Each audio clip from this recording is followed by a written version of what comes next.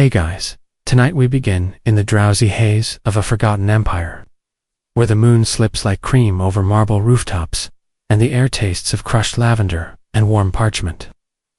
You're already walking too slowly. Not because you're lazy, but because the ground beneath your feet is whispering secrets from centuries past. You don't want to miss a syllable.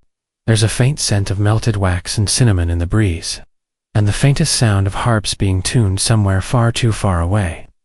As you pass the gate made entirely of wind chimes and rusted memory, your slippers leave no sound behind, like even your footsteps are too polite to interrupt the hush of this night. Tonight, in this ghost-soft realm, lit only by violet lanterns and the gentle flicker of torchlight bouncing off water basins, you're about to witness the coronation of a man who cannot remember his name. Yes, he has the robes, the scepter, the slow procession of ambassadors with blank scrolls and half-finished songs written in his honor. But something fundamental is missing. He stands at the center of the marble dais, like a child caught in a school play he forgot to audition for. Trumpets blare with the reluctant energy of bored falcons, and a choir of 12 warbling sopranos sings in a key that hasn't been used since the last eclipse. But even that celestial confusion can't hide the truth. The new emperor, this tall, blinking figure wrapped in blue and gold velvet, doesn't know who he is. Not metaphorically, not poetically. Literally, you probably won't survive this. If you came expecting action sequences or sword fights, what you're stepping into is a twilight tale.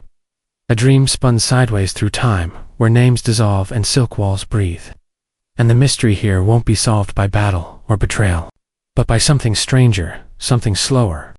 So, before you get comfortable, take a moment to like the video and subscribe, but only if you genuinely enjoy what I do here. And don't forget to tell me in the comments where you're watching from and what time it is over there. Now, dim the lights, maybe turn on a fan for that soft background hum, and let's ease into tonight's journey together. The ceremony had been delayed 3 times already. First because the crown cushion was missing. It had fallen behind a tapestry and taken 3 footmen, a dog, and 1 argument about imperial protocol to retrieve. Then, because the royal candlelighter had sneezed and extinguished half the ceremonial torches, forcing a full reset of the illumination rhythm. And then because the soon-to-be emperor had, quite unexpectedly, wandered off in search of something he couldn't describe, only to be found staring at a koi pond, muttering, "That doesn't look right." But finally, as the sun dipped behind the whispering towers of the southern cloister, the ceremony began. Or tried to. The emperor-to-be stood upright in the ceremonial throne of 7 sighs. A monstrous chair carved from a single block of wood that was rumored to exhale when sat upon, though scholars still argue whether it actually sighed, or if that was just the echoes of previous disappointments. He was dressed precisely as the scrolls dictated, layered silks dyed in imperial colors, gold-trimmed gloves, and the circlet of first remembrance, which looked rather like a golden eel frozen mid-scream. All eyes were on him. He looked at the high scribe. The high scribe looked at him. There was a moment, a silence thick enough to dip bread into, and then the emperor leaned in and whispered something. The scribe froze.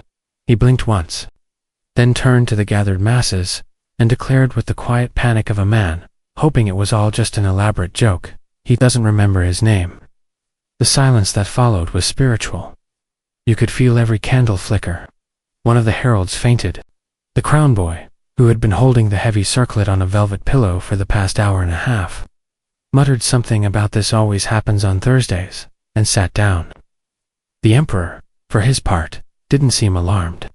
He tilted his head and stared upward at the grand dome above, where a mosaic of historical rulers looked back at him with various expressions, ranging from benevolent confusion to outright disappointment.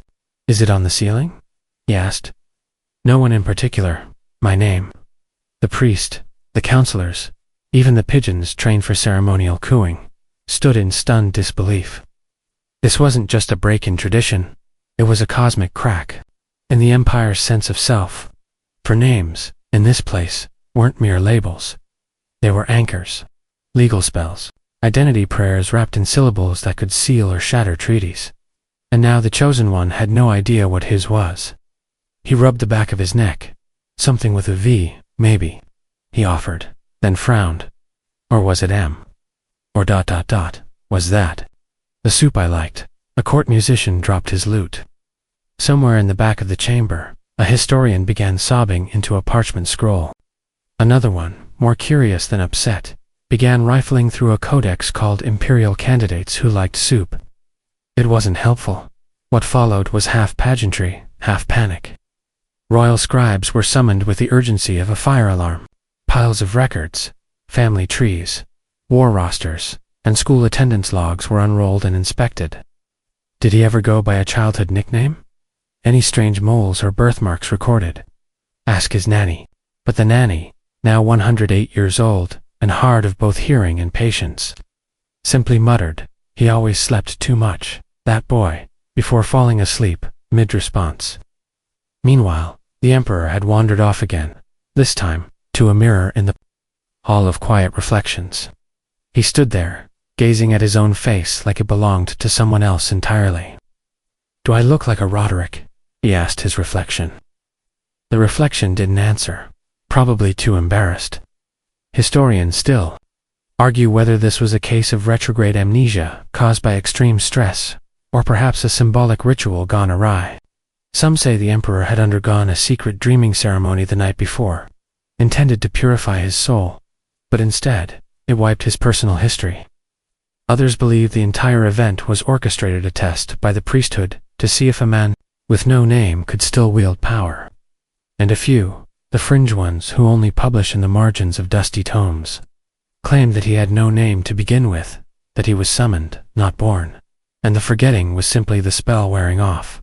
But tonight, under soft torchlight and the drifting scent of rose oil and sleep, you can feel the deeper truth. This isn't just the story of a man without a name. It's the story of a palace that began to forget with him. Walls that whispered, less paintings that blinked out of rhythm, clocks that ticked in a dialect no one understood. This empire was unraveling, not with fire or steel, but with memory. And you, yes you, are standing in the middle of it. If you listen closely, you might even hear the soft hum beneath the marble pulse, steady and low, like a name just on the edge of being remembered. The empire did not take the loss of a name lightly. In a realm where entire diplomatic treaties were structured around the syllables of nobility, where a misplaced vowel could start a war or end a dynasty, the idea that the emperor himself had misplaced his own identity was like removing the keystone from an archway and hoping gravity would politely ignore it. You wake the next morning, or maybe you never slept and find yourself back inside the palace of silken walls, a place so immense it has weather systems and echo patterns of its own. There are halls where you can hear your thoughts reflected. An hour after thinking them, somewhere, wind travels and figurates through colonnades, carved with riddles. And at the very heart of this maze, beneath ceilings frescoed with sleepy lions and moons in every phase, the emperor sits in a sleep throne, surrounded by a new type of chaos, urgent, hushed, scholarly. The royal scribes have taken over the East Wing. They've built towers out of scrolls, stacks upon stacks, paper slumping at the edges like melting snowdrifts. Some scrolls haven't been unrolled in centuries, and they hiss softly as they're opened, as if they resent the daylight. A few even bite. Ink-stained hands fumble through genealogies, official decrees, battlefield records, servant rosters, monastic vows, illegible shopping lists, and ornate calligraphy spelling out curses that were banned for monarchs ago. They are searching for one thing only, the emperor's name. Not his title, not his epithet, not even his lineage, just the single word he should respond to when someone yells across a hallway. But the truth, like many truths in sleepy palaces, refuses to cooperate. You pass one scribe, mumbling in frustration. This scroll says he was born on the 8th day of Dustmoon. But this one insists there's no such month. Another scratches his beard with a quill and wonders aloud, do we know if he even had a mother? A younger scribe, newly recruited from the city scriptorium, adds helpfully, the only name I found was smudged. It could be Maxim, or Muffin, or M. In another corner, two parchment librarians begin arguing over pronunciation and nearly duel with bookmarks. You drift past them, listening. The emperor, for his part, remains calm. To calm, He sits among the scroll towers as though they're trees, and he's merely on a gentle picnic. He accepts each new possibility with an almost musical indifference. Renuvio, he muses. Sounds itchy. Torwin, he repeats. Not quite. Feels like someone who owns too many boots. Zackler the Just. He shrugs. Flattering, but no. Someone suggests simply choosing a new name, letting go of the past. Moving forward like a spring breeze through a field of forgetfulness. But that won't do, not in a place where name day feasts involve 10-course meals and ceremonial foot-soakings by historical reenactors. No, this name must be real, recovered, remembered. And as the morning light spills across sun-dappled stone floors, the scribe panic deepens.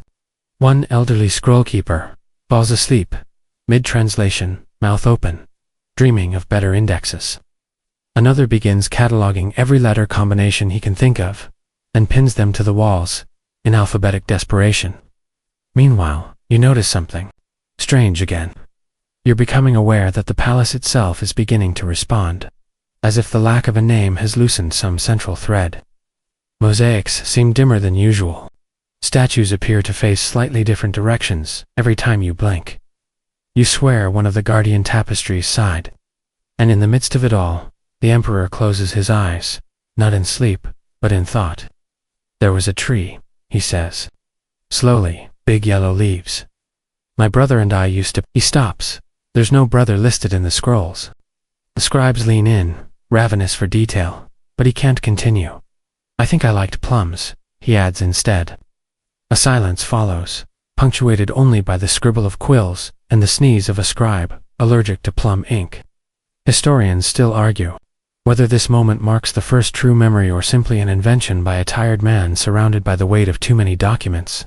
Some even believe the scroll panic was designed by rival ministers to distract from the emperor's quiet attempts to rewrite his identity from scratch. One theory laughed at in most academic circles, but whispered lovingly in the darker corners of forgotten libraries, suggests that names are living things, like cats, or wind, or guilt. That they can leave their owners when mistreated. That maybe, just maybe, the emperor's name got tired of him and walked away. You find yourself drawn to one particular scribe, a young woman with inky fingertips and eyes like wet parchment. She's sitting cross-legged on a windowsill, poring over a strange scroll written not in the standard script but in spiral patterns, as though meant to be read in dizzy circles. You watch her lips move as she mutters translations. This one says a king once swapped names with his reflection for 3 years. Another suggests that monarchs who forget their names are chosen for sleep tasks. You interrupt. What's a sleep task? She shrugs. No one knows. The records fade out. Like even the ink got tired. Outside, the weather darkens, not with clouds, but with velvet. Shadows grow longer, thicker. The kind you don't measure in inches, but in size. A soft bell tolls, somewhere unintentional, accidental, but perfectly timed. The emperor stands and the scroll towers rustle nervously, as if they sense a change coming. Maybe, he says, I was never meant to have a name. A collective gasp ripples through the chamber. The high scribe clutches his heart. A younger apprentice drops a bottle of royal ink, and it splashes across the floor, in the shape of a question mark. Blasphemy, someone whispers. He can't rule without a name. But the emperor smiles. I already am ruling, he says softly. I'm breathing. I'm listening. I'm here. Isn't that what emperors do? This is not what anyone wanted to hear. And yet, no one stops him. You too feel it, a kind of rebellious calm, as if his lack of a name has unmoored, not just him, but everyone, from the weight of definitions. Who are you, really, if not your name, your past, your archived embarrassments? The palace doesn't crumble. The laws don't unravel. But something in the air shifts, the tiniest tickle of change. The scrolls don't hiss. They fall silent. The ink dries without protest. The emperor breathes deeply, as if inhaling possibility. Keep searching, he tells the scribes. But I think I'll take a walk. And with that, he leaves the scroll chamber, barefoot, silent, unburdened, nameless. The palace exhales. And you follow him. You follow him through corridors that seem to unspool themselves ahead of his steps. Hallways that rearrange like ribbon unraveling from a half-forgotten gift. And you begin to wonder whether he's leading you or if the palace itself is subtly guiding him. The Emperor walks slowly, thoughtfully, like someone listening for echoes only he can hear. The walls breathe in silk and shadow, whispering in a tongue too old for your ears but not old enough to be lost.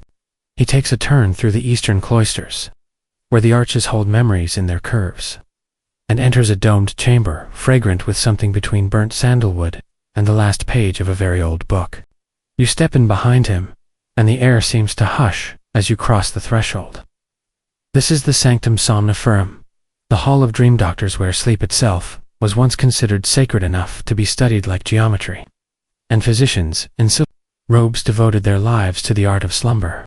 You hadn't even known this part of the palace existed, though scholars still debate whether it ever truly did, or if it only appears to those who have forgotten themselves. Either way, it's here now, flickering gently like a candle, remembering how to glow. The dream doctors greet him not with surprise, but with deep bows, like they've been expecting him all along. He's arrived, one whispers, the Sleepless. Name no, says another. The Forgotten One. No, murmurs a third, he who woke wrong. You get the sense they've each written an unpublished paper about this moment. Their robes shimmer faintly with stitched constellations, their eyes rimmed with kohl and years of sleepless curiosity. They offer no cures, only rituals. First, they waft him with smoke from herbs known only to grow on cliff edges, where even goats won't go. The air thickens with aromas so dense, you briefly forget how to spell your own name. Then they hum, in slow descending chords, tones that vibrate in your ribs and make your toes feel nostalgic. Finally, they ask him to sleep, not rest, not nap, but a ceremonial descent into what they call the hypnagogic pool, a marble basin filled with ink-black liquid said to remember dreams better than people do. But the Emperor doesn't lie down. He sits beside the pool, staring into it as if expecting it to speak. I saw a field, he murmurs, with 3 trees. One crooked, one full of birds, one burning. The doctors nod, like this is a common premonition. But the youngest among them frowns. He's close, she says, but sideways. They offer him a bowl of infused milk warm, spiced with nutmeg, and murmurs. He sips it like he's done it before, which is strange, because no record suggests any emperor has ever taken the milk twice. You watch as his shoulders relax, his breath slows, his eyelids lower, not closed, but half draped, like curtains uncertain about the sun. He begins to speak again, but not in the language you know. It rolls off his tongue like melted brass, like thunder, trying to be polite. The dream doctors exchange glances. He's speaking the name tongue, one whispers. Impossible, says another. It hasn't been uttered in 400 years. No, murmurs the youngest again. It's not that. It's the tongue before the tongue, the one names used to use, before they chose us. Historians still argue whether such a language ever existed. Some say it's metaphorical. Others believe it's embedded in the shapes of roots and rocks and bones. But tonight, the Emperor speaks it, softly, as the ink in the hypnagogic pool begins to ripple. Not with waves, but with symbols, ancient glyphs, that bloom like lilies and vanish just as quickly. You can't make them out, but you feel them settle into your memory like seeds. Then something strange happens.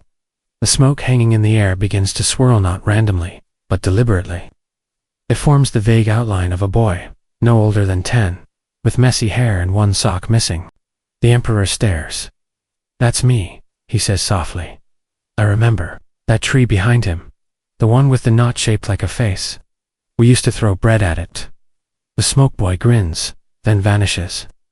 The youngest doctor takes notes. The others hum with concern, but the Emperor closes his eyes entirely now and mutters, I think I liked mustard, not on food, just the color.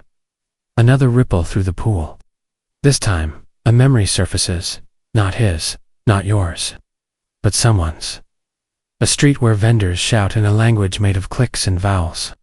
A hand reaching for a fruit that doesn't exist anymore. The smell of warm stone and panic. And the phrase whispered, repeated, fading. You will forget to remember. The Emperor opens his eyes again. They shine a little differently. I don't think I was born in the palace, he says.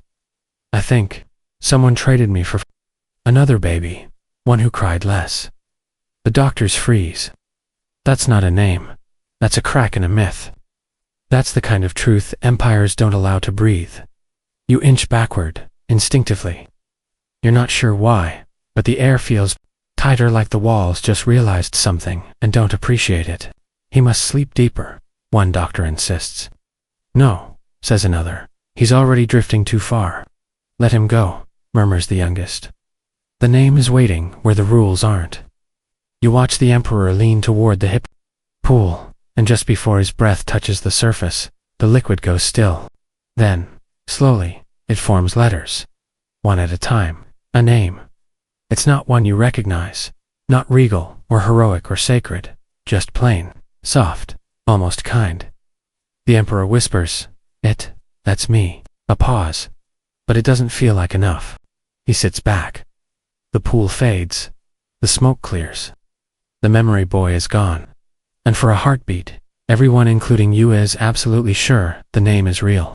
Historians still argue whether what he saw was his actual name, or a projection of what he needed in that moment to remain whole. Some suggest the hypnagogic pool simply reflects what the heart wants to believe. Others believe it absorbed the truth and gave him the closest approximation, in a time when truth had gone missing. But the emperor rises now with the air of someone who knows something even if he doesn't know what to do with it. The dream doctors bow again, more deeply than before. The youngest places a hand on his shoulder and whispers, sometimes, remembering is just another form of dreaming. You're not sure if she meant that for him or for you. As you both step back into the corridor, the palace feels quieter, not fixed, but listening. The emperor smiles without knowing why, and the name. He doesn't speak it again, not yet. Maybe not ever. The palace grows quieter still as you walk beside him through the cooling dusk. The corridor is now lit by floating lanterns that hover just high enough to cast soft halos on the marbled floor, without illuminating too much of anything else. The emperor moves without purpose, or perhaps with a purpose, so delicate even he doesn't recognize it yet. His footsteps don't echo here. They vanish mid-sound, as if the palace walls have grown tired of repeating themselves. The silence between you becomes its own kind of sound. Not awkward, not tense, but dense with unsaid things. You pass through a corridor known, according to a dust-choked plaque, as the gallery of remembered faces. On either side, the walls stretch upward into inky vaults, covered entirely in oil portraits, kings and queens, ministers, generals, forgotten court jesters, and a suspiciously well-dressed goat. But something's wrong. You notice it first with a double take, then again and again. The paintings are watching you. Not metaphorically. Their eyes follow you with a languid curiosity, as though trying to recall where they've seen you before. They seem neither pleased nor alarmed, just mildly invested, like dozing cats waking to the scent of milk.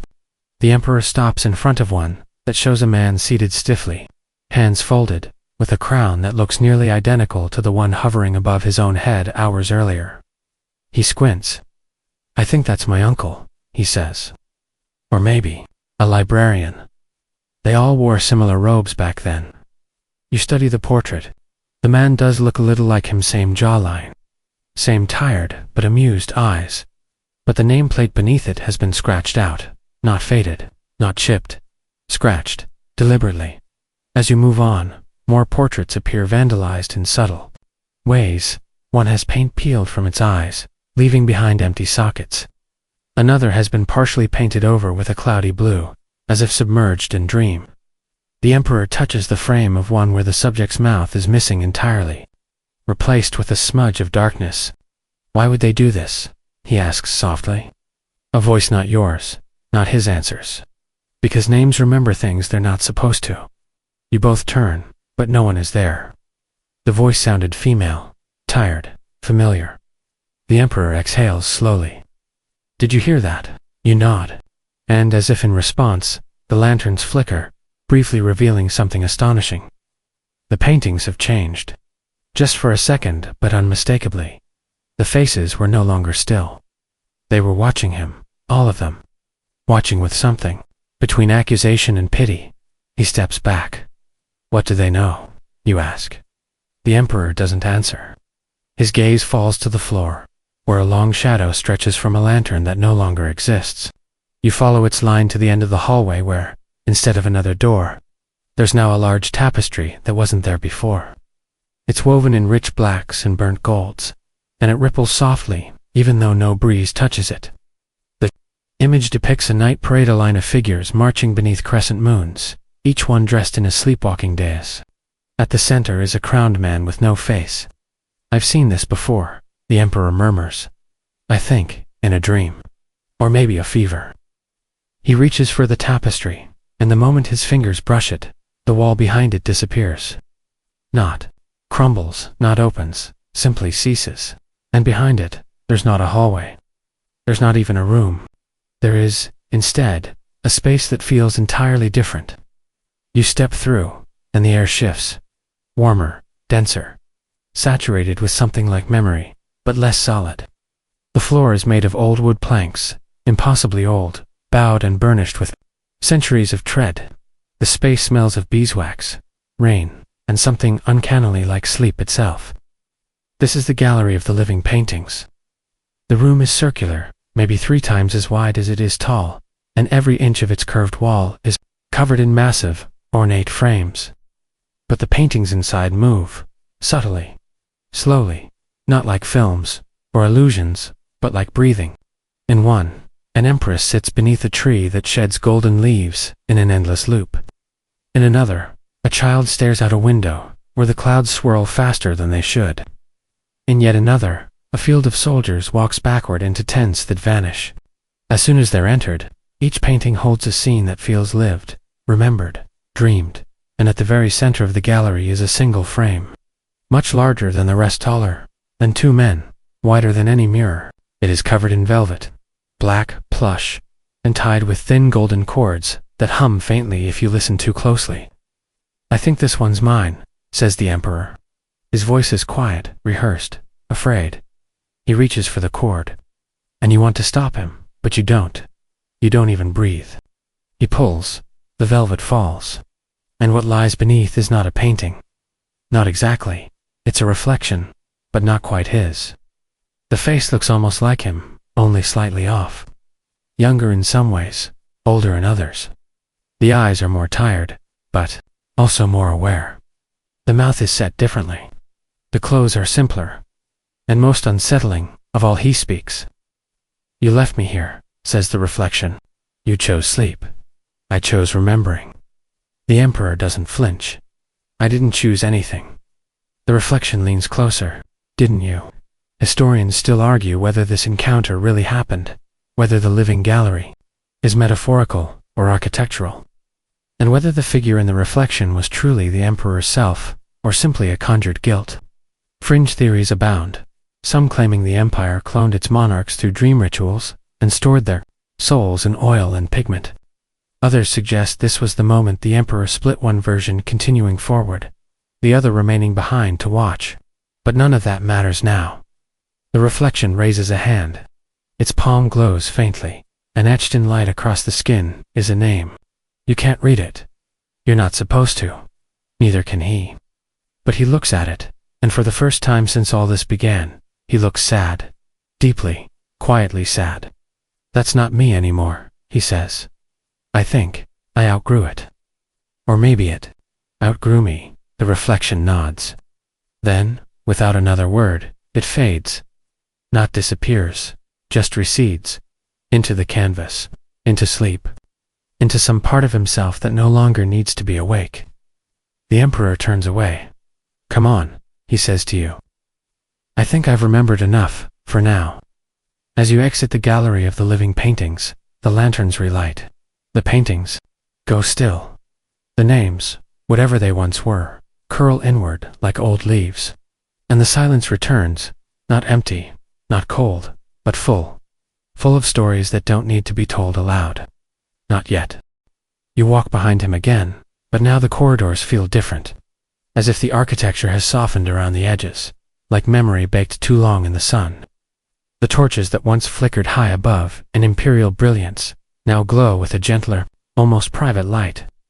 Like bedside lamps in a palace that's finally admitted it's too tired to keep pretending it isn't dreaming. The Emperor's gait has changed, to not more confident, not exactly, but more surrendered, as if he's realized that being lost might be part of the plan. He doesn't walk like a ruler anymore, but like someone who's realized the crown is just a nap hat with better marketing. You follow him deeper into the western wing, a part of the palace untouched by ceremony or memory. No portraits, no tapestries, no guards, just walls the color of parchment and air that smells like old breath. You pass a hallway lined with locked doors, each one different, some tiny, no taller than a child's knee, others so large they bow under their own weight. One is sealed in wax, another in glass, another in silence, so thick you instinctively hold your breath. The Emperor stops in front of the plainest door. No handle, no hinges, just wood faded the color of fog. He presses his palm to it, and it opens not outward, not inward, but inward to him. The room is not a room at all. It's a small orchard indoors, somehow, yet under open sky. 3 trees grow from the floor with roots like folded hands, their trunks spiraling gently toward a starless ceiling that gives off the soft luminescence of sleep. One tree leans, crooked bark peeling like tired skin. The second is full of birds, tiny gold-throated creatures, chirping lullabies too slow for the human ear. The third is burning. Not with fire, but with something that looks like memory, set ablaze. Glowing embered leaves fall in slow motion, vanish before they hit the mossy ground. These are mine, he says. Or were, or still are. I forget. You want to speak but can't. The air is thick with meaning. Like that pause after someone tells you they almost remember your name but not quite. He sits beneath the crooked tree, leans against it like a man returning to a chair he made himself, but forgot he ever owned. This is where I used to come before the forgetting, he murmurs. In dreams, maybe. Or when I was sick. Or before I was anyone at all. A soft breeze lifts the hem of his robe. The birds in the second tree rearrange themselves into a shape that might be a word. The burning tree crackles gently, rhythmically, like applause given in secret. You sit beside him. He doesn't acknowledge it, but he relaxes slightly. Like your presence reminds him of something important that doesn't need to be named. I think, he says slowly, I might not be the first. You glance over. The first what? The first emperor to forget, he says. The first to walk backwards into his own beginning. The first to remember from the wrong direction. And then he tells you the story not with grand gestures or royal cadence, but as if he's humming it to himself under his breath. He tells you of a boy raised not in royal halls but in quiet, watched over by people who weren't family but behaved as if they were. People who told him bedtime stories that always ended with ... but don't ask questions about the stars. He speaks of a mother who may have been a midwife or a magician or a prisoner, depending on the day, and of a brother who only appeared in dreams. Always younger, always running just ahead, laughing without sound. He tells you about the night he was taken, not abducted. Just gently relocated into the palace and given a name that wasn't his, but fit well enough. Like an heirloom shoe, slightly too tight. He tells you about learning posture and policy. How to pretend you already knew everything. How to nod at old men who claimed they remembered your christening. He remembers a tutor with a beard shaped like a question mark who once told him that best emperors know when to forget. But that was never the problem. He didn't forget. He was never allowed to remember. Historians still argue whether this narrative ever surfaced during the reign of the emperor. Some texts suggest such a grove existed deep beneath the palace foundations, but most dismiss it as metaphor. The 3 trees standing for past, present, and future, or body, mind, and soul, depending on which scholar you ask. But tonight, you don't care what the books say. You're here. The birds in the second tree suddenly fall silent. The air trembles. The burning tree flares. And the crooked tree begins to whisper not loudly, but unmistakably. The emperor leans closer. You do too. The words come slowly, as if from far away, spoken in the creak of bark and the rustle of leaves that have never touched the wind. You are not your name, the tree says. You are what's left when the name sleeps. The emperor sits back. Something in him settles. Not like a solved puzzle, more like an old stone finally laid down. "I think I'm ready," he says. To be unnamed, you feel something shift beneath you. The orchard dims. The birds vanish one by one, fluttering up into nothing. The fire on the third tree recedes, until only a dull glow remains. The crooked tree straightens, just a little. You look at him again, he seems ... different. Not more regal, not wiser, just more real. As if, for the first time, there's nothing between him and the air he breathes. He smiles. "I'm not the emperor anymore," he says. "Or maybe I, finally," Emmy stands. "You follow." The orchard folds itself behind you, like a letter never meant to be sent. The hallway is waiting. The palace doesn't tremble. It exhales. As you walk back through the familiar halls, the portraits do not watch you. The lanterns flicker, but with warmth. Somewhere far above, bells ring not for ceremony, but for sleep. And the emperor. He walks on, without a name, without a crown, without a past he can point to, only a present he can feel. And somehow, that's enough. The night in the palace begins to deepen, stretching like old velvet over everything it touches. Even the moon seems reluctant to shine too brightly, as if it, too, understands the sanctity of this hush. You trail behind the emperor, not close enough to interrupt, not far enough to disappear. You notice now that he's humming. Not a song you recognize. A tune that wavers between lullaby and memory. He isn't thinking about where he's going. The palace is thinking for him. It guides him now, gently, as if repaying a debt for all the years he walked its halls without asking questions. He turns down a passage known in old records as the corridor of discarded hours. You've never heard of it before, but once you enter, it feels unmistakably familiar. The walls are lined with tall, thin windows that do not open to the outside world. Instead, they peer into moments, tiny, flickering slivers of time, caught behind glass like fireflies in jars. Each window contains a different scene, some no longer than a breath. You stop at one, and see a child, barefoot and laughing, running, after a red paper kite that never quite catches the wind. Another shows a hand resting on a shoulder, just before pulling away. One displays a candle being lit for someone who never returned. These are not important moments. Not royal, not recorded. But they hum with something far more powerful than ceremony. The quiet weight of having once mattered to someone. The emperor pauses before a window. In it, a boy sits on a wooden stool, stringing beads onto a thread. His hands are clumsy, his face focused. There's no crown, no guards. Just the soft hum of bees beyond the window, and a voice singing something low, off-key, and safe. "That's me," the emperor says softly. "I think." You watch the window, and yes, there's the curve of his jaw, the shape of his ears, but younger, before memory, before forgetting, before the palace claimed him. "He doesn't look worried," you say. "He isn't," the emperor replies. "He hasn't learned yet that names come with expectations." He touches the glass.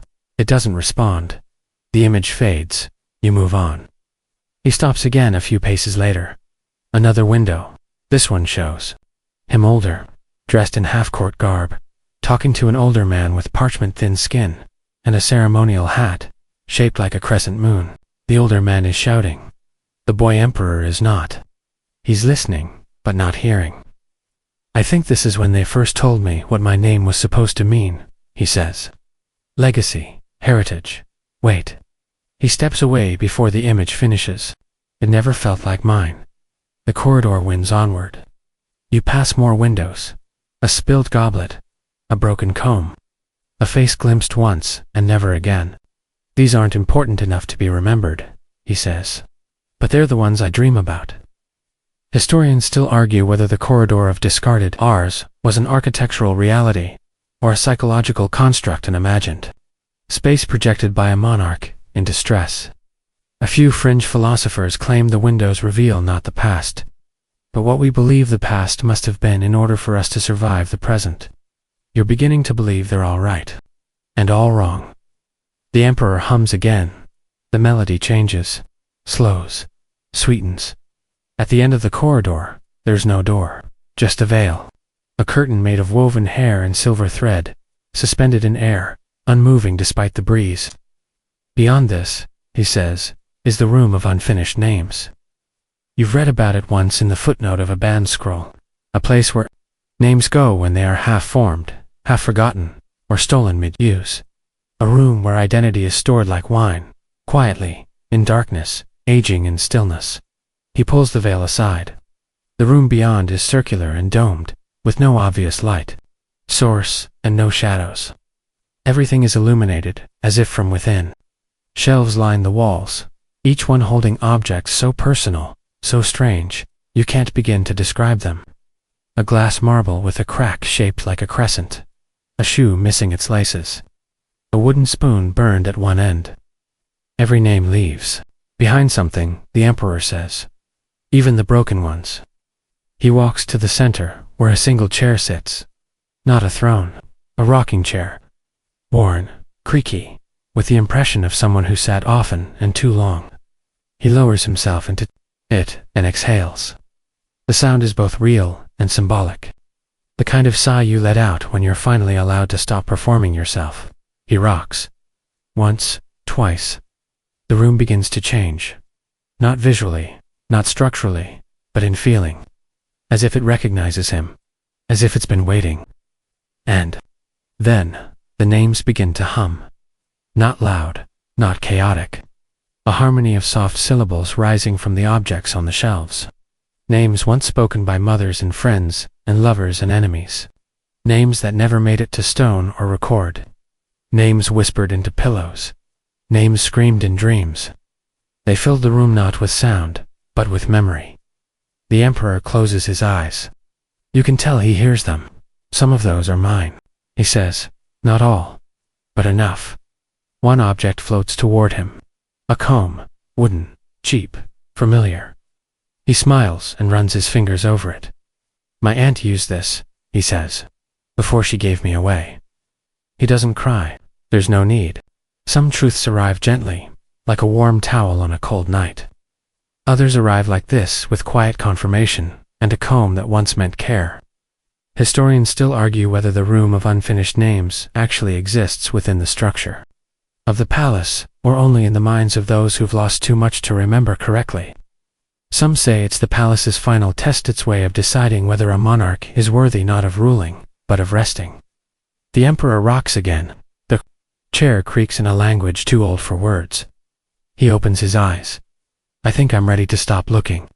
For your name, you ask. He nods.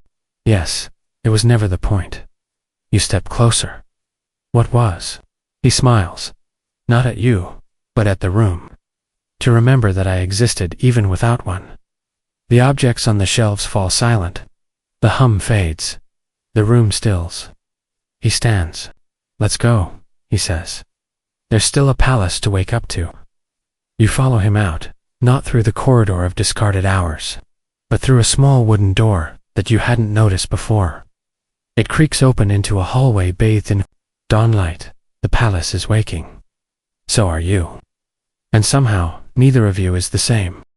The palace greets the morning not with trumpets or fanfare, but with the quiet grace of dust dancing in golden light. For the first time in what feels like weeks, you realize how quiet it is, not hollow, but full of space. The kind of silence that has room for thoughts you'd been too busy to hear. The Emperor walks ahead, no longer tracing a forgotten path but making one, gently, footstep by footstep. His robe trails behind him like the last page of a book not yet written. You notice the staffius, that staff, the ceremonial rod of rule. Once carried by generations of emperors, and kept in a velvet-lined case, guarded by 12 oaths, and a parrot that bites. It is no longer with him. He left it behind. Somewhere, he doesn't seem to miss it. You pass a courtyard now, waking in soft color. Petals shiver open. Fountains resume their mumbling.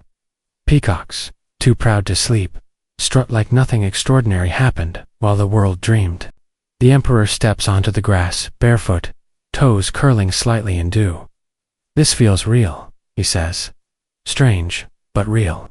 You both sit on the worn stone bench, shaped like a sleeping dragon. He doesn't speak for a while. Then, Do you know what the hardest part was? You shake your head.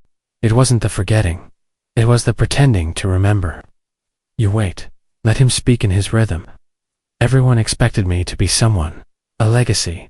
A line. A meaning. Even after I forgot my name, they tried to give me a new one, like you'd slap a fresh label on a broken jar. He looks out across the garden, where bees are beginning their morning debates over which flowers deserve attention.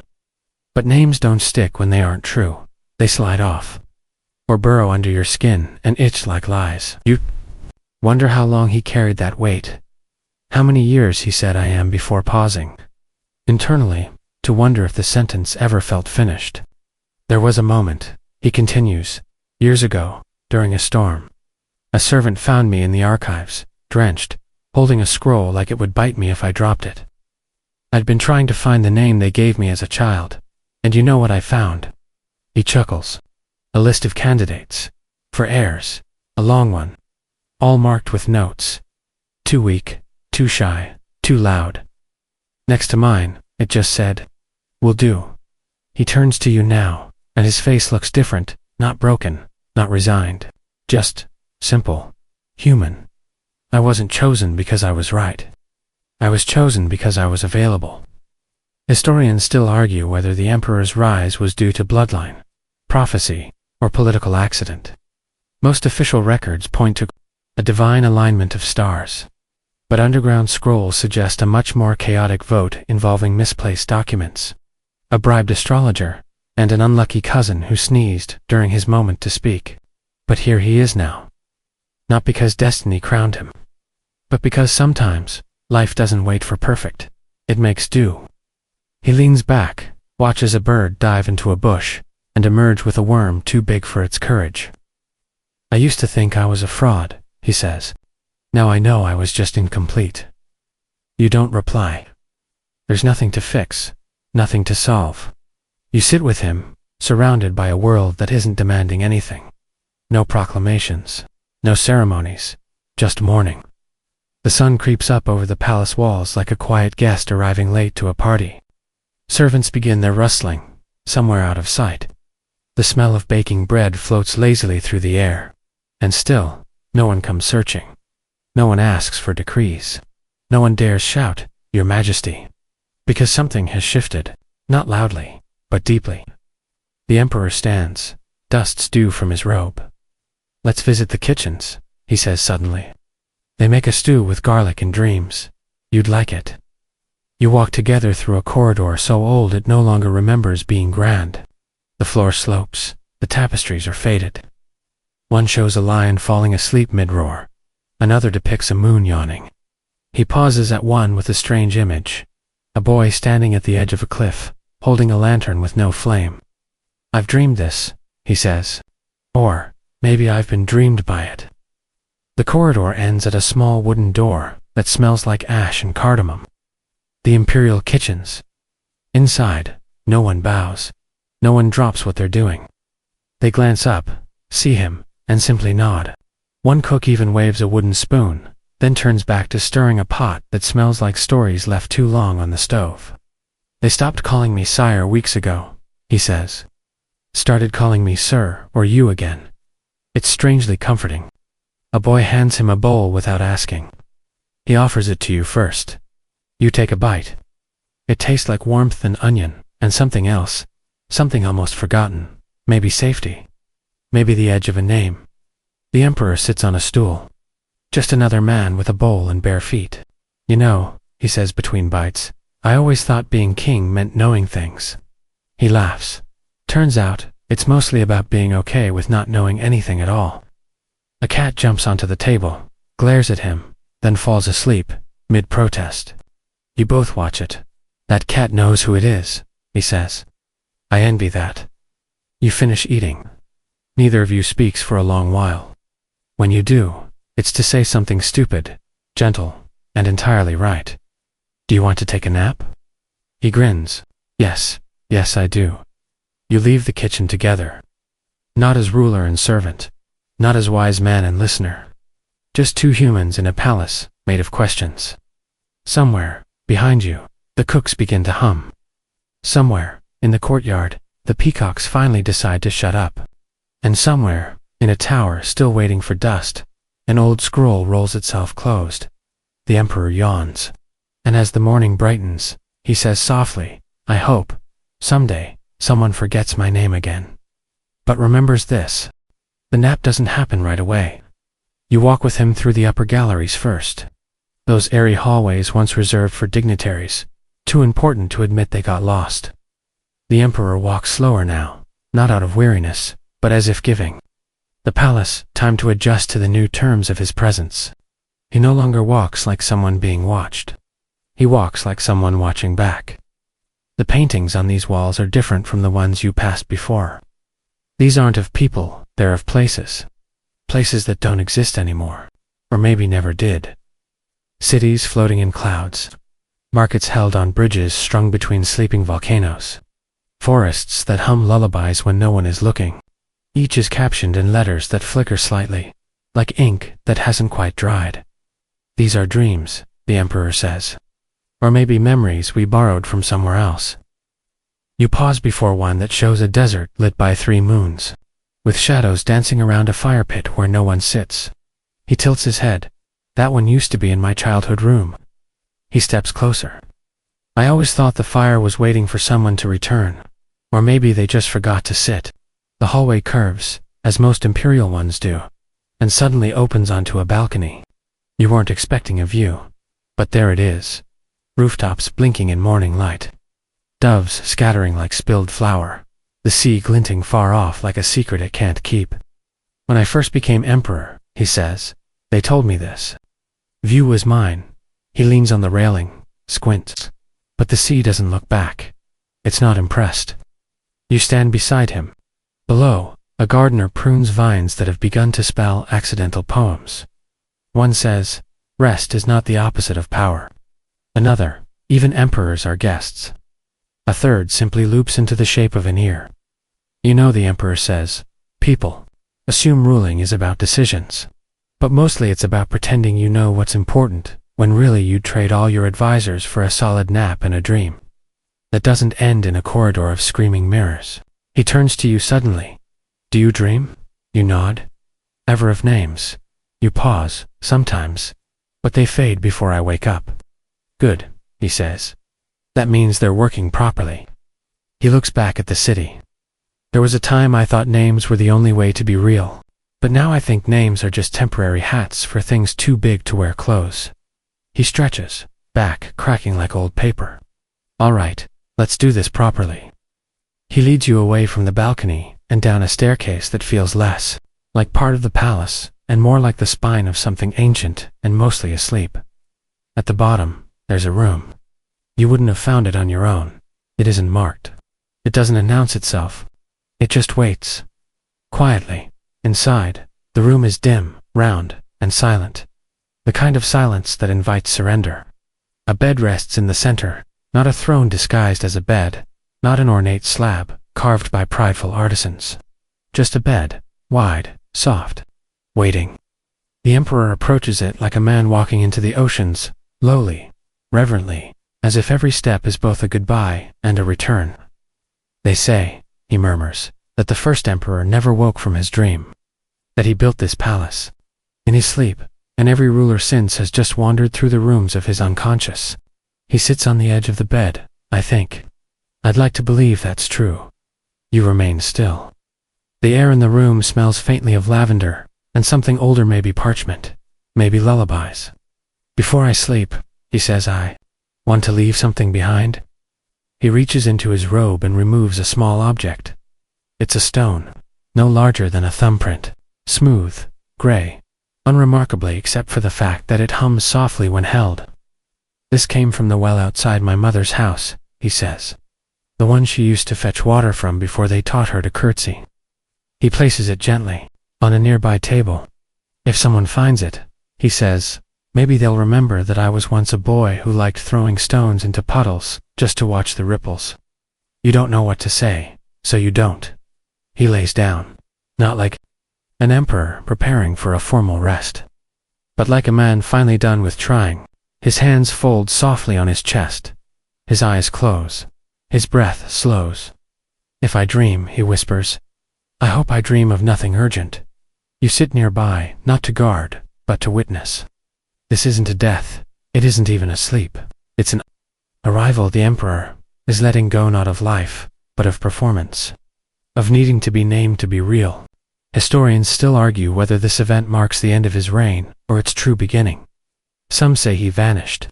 Others claim he rose later, with a new name, and ruled for decades with a calm unmatched in any dynasty. One text suggests he never woke up, but instead became part of the palace itself, a breath in its halls, a hum in its walls, a silence in its spaces. You sit with him until long after his breath grows so soft, it's indistinguishable from the room. And then you rise quietly. You leave the room. You close the door behind you. And as you walk the corridor once more, the walls seem warmer. The portraits don't watch. The shadows don't follow. And far off, the sea glimmers without expectation. He is not forgotten. He is not named. He simply is. You don't go back the way you came. The palace seems to know that the path forward must be different now. The hallway curves in unfamiliar directions, as if it, too, has forgotten its blueprint. The stones beneath your feet are smoother here, worn by centuries of footsteps no one remembers taking. There are no windows, only alcoves where candlelight flickers against walls painted not with scenes, but with impressions, smudges of color that resemble ideas more than images. The air feels warmer, lived in, like a place that has been wept in and laughed in and left alone to rest. You pause beside one alcove and see a mural that's barely a painting at all.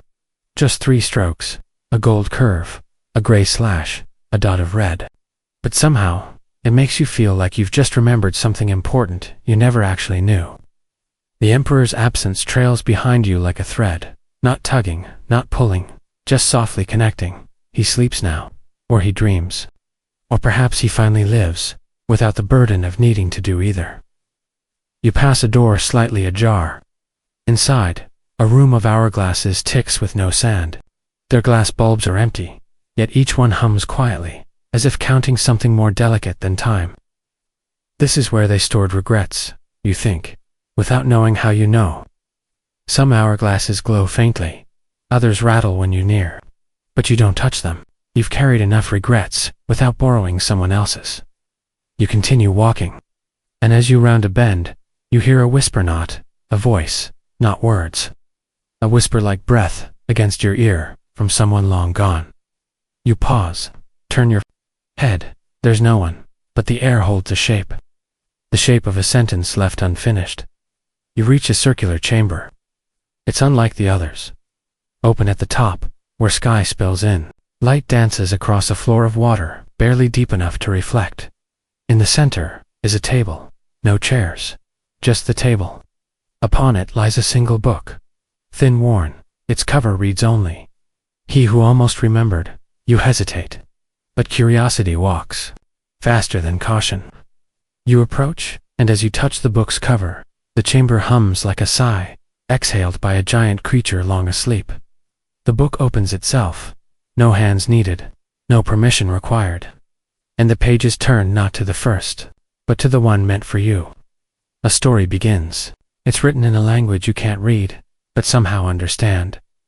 It tells of a boy born on a day the wind forgot to blow. A child whose dreams wandered so far they returned with accents. A youth who grew in shadows cast by names too large to wear, and it tells of forgetting, not sudden, but slow. A gentle slipping of letters from memory. A quiet rearranging of meaning, until even the sound of his name felt like a stranger knocking from inside his own mouth. It tells of a night where he stood at the edge of a great pool, unsure whether it was sky or water, and stepped in anyway. And it ends, no grand finale, no thunderclap. Just a final line, handwritten in a more recent ink. He lived, and that was enough. The book closes. The chamber stills. And somewhere in the distance, a bell chimes not as a summons, but as a nod. You leave the book where it lies. You have what you came for, even if you can't name it. Outside the chamber, the palace feels quieter, as if it's listening, as if it finally has nothing left to prove. You walk again, but now every corner feels like a return. You're not retracing steps, you're completing a circle. You pass the old map room, where maps redraw themselves based on who's asking. The question, a corner of the world you'd never seen, now reads, "Here, there is rest." You pass the room of whispers, where echoes lounge in armchairs and sip tea brewed from rumors. They nod politely as you walk by, not because you're important, but because you're part of the story now. You descend a staircase shaped like a spiral that forgets how to end. At its bottom lies a simple bench, and beside it, a pair of shoes, small for the emperor, too large for a child, perfect for someone who's walking toward themselves. You sit, not to rest, but to listen. The silence offers a sound, a memory of laughter in a language you never spoke, the scent of sleep, the shape of your name, not the one you use, but the one that fits only in dreams. Historians still argue whether this part of the palace ever existed. They call it the threshold wing, a section that appears only to those who've let go of needing to arrive. Some believe it's metaphor. Others think it's where monarchs went to stop being monarchs. One theory suggests the entire palace was built around this very point, a space for not being, a space for becoming. You rise. The bench does not protest. The shoes are still there, waiting for someone else. As you step back into the main corridor, a gentle breeze greets you. No windows are open, no doors, but it smells like mountains, and ink, like stories, unfinished, like freedom. Ahead, the hallway leads toward the outer courtyard, the one with the broken sundial, and the statues missing their eyes. But today, they aren't broken, and they aren't missing anything. They're simply at rest. As you step into the courtyard, the sun, real or imagined, warms your skin, and you feel it, finally. The palace doesn't need to be ruled. It needs to be remembered. And that remembering doesn't require a name, only presence, only being, only a willingness to stop walking long enough to feel where you are. The emperor sleeps somewhere deep inside these halls, but you are awake. More than you've ever been. You've wandered through palaces, through corridors shaped like memories and rooms that forget themselves mid-breath. But now, as the morning drapes itself across the world like a second skin, you feel the hush of something new settling in. Not silence, not peace, something stranger. As you cross into the hall of forgotten duties, you realize this space doesn't carry the same weight as the others. It isn't grand. It isn't haunted. It's ... empty. And not just in the sense of lacking people or purpose, it's empty. In the way a washed plate is empty. The task is over, the meal has passed, and all that remains is the soft gleam of done. The emperor once walked this hall daily. That's what they say. This was where he received briefings, issued commands, signed declarations that later became footnotes in textbooks no one ever really finishes reading. But now, the desks are covered in fine dust. Papers have curled with time. Pens dried mid-sentence. On one wall hangs a massive tapestry showing the emperor seated on a high-backed throne, his face stern, gaze eternal. The tapestry has faded so much that the features have almost vanished. The emperor stares into the distance, but at what? No one knows. He doesn't even seem to recognize his own face. And maybe that's the point. You stop and study the largest desk in the room. Its drawers are all locked except one. You pull it gently and discover a pile of small cards, each bearing a name. Not names of people. Names of things to do. Review tax proposal, 94B. Bless the olives. Approve beard-length guidelines for court musicians. And at the very bottom, remember who you are. That one is scribbled, not printed. The ink is smeared, as if written in a hurry, or a moment of desperation. You place the card back and close the drawer. Some things are not meant to be finished, only acknowledged. You exit the hall through a side door that creaks like an old friend trying to stretch its back. Beyond is a narrow stairwell that spirals upward with no visible support. You ascend it slowly, feet tracing the grooves worn into each stone, stepped by centuries of boots, sandals, and possibly one emperor who once tried to sneak cookies from the royal pantry. At the top is a door made of bronze and feathers. Don't ask how. You push it open and step into a room you weren't expecting. The royal aviary. Inside, it's dawn forever. Not just because of the light of soft gold, that never sharpens but because of the sounds, wings flapping, beaks tapping, and that peculiar rhythm of feathers settling into feathers. The birds here do not sing. They speak in snippets, echoes. History a parrot mutters, "Long live thee," before stopping. A cockatoo sighs, "We forgot the date again." Somewhere in the back, a raven caws, "He never knew," and then giggles. You walk past cages that are unlocked. No bird is trapped here. They stay because they choose to. Because this is the only place in the palace where memory is allowed to molt. The emperor used to visit these birds every morning, not to feed them, they have servants for that, but to listen. Because birds are the only creatures in the palace that cannot lie, even when they try. One particularly grumpy pigeon glares at you and says, "He cried here once." You nod. You believe it. There's a perch near the largest window, and on it, a single feather long, dark, iridescent. Not from any of these birds. From something older. A bird that no longer visits. You pick up the feather, and the room hushes. The raven chuckles again, but softer now, as if amused, as if approving. You carry the feather with you as you exit, tucking it behind your ear without thinking. Next, the path takes you to a hallway lined with mirrors. You'd expect distortion, or enchantment, or some palace trickery designed to make you question your own reflection. But no. These mirrors are plain, honest. Some are cracked, some are dusty. All reflect you exactly as you are. And that's what makes them strange. In one, you look older than you are. In another, younger. In another, you look exactly the same. But the expression in your eyes is slightly relieved. As if that version of you has just been told it's okay to stop. Pretending. The emperor once passed through this hallway on the day he lost his voice. That's what the archives whisper. Not to illness, not to age, but to grief. He tried to speak during a council meeting, and found that the words had left him. Not the language, the meaning. Everything he said felt like someone else's idea, scribbled on his tongue. So he walked this hallway, hoping the mirrors might remind him of what he meant. Whether they did or not, no one knows. But the next day, he returned to court and spoke only in riddles for 7 weeks straight. His ministers nearly revolted. The peacocks refused to dance. But the mirrors, they kept showing him as he was, no matter who he tried to be. You walk, now, through the courtyard of unasked questions. It's a garden, technically, but nothing grows. The soil is rich, the light perfect, the air sweet, but nothing ever sprouts, because the seeds planted here are questions no one dared ask aloud. Statues line the perimeter, each one mid-sentence, a hand raised, a mouth open, eyes unsure. Questions like, "Why are we doing this?" Or, "What happens if we just stop?" The emperor loved this garden. He would stroll here for hours, whispering impossible questions to the wind, hoping the dirt would answer. Maybe it did. Maybe it still does. You kneel beside a bed of bare earth. Whisper your own question.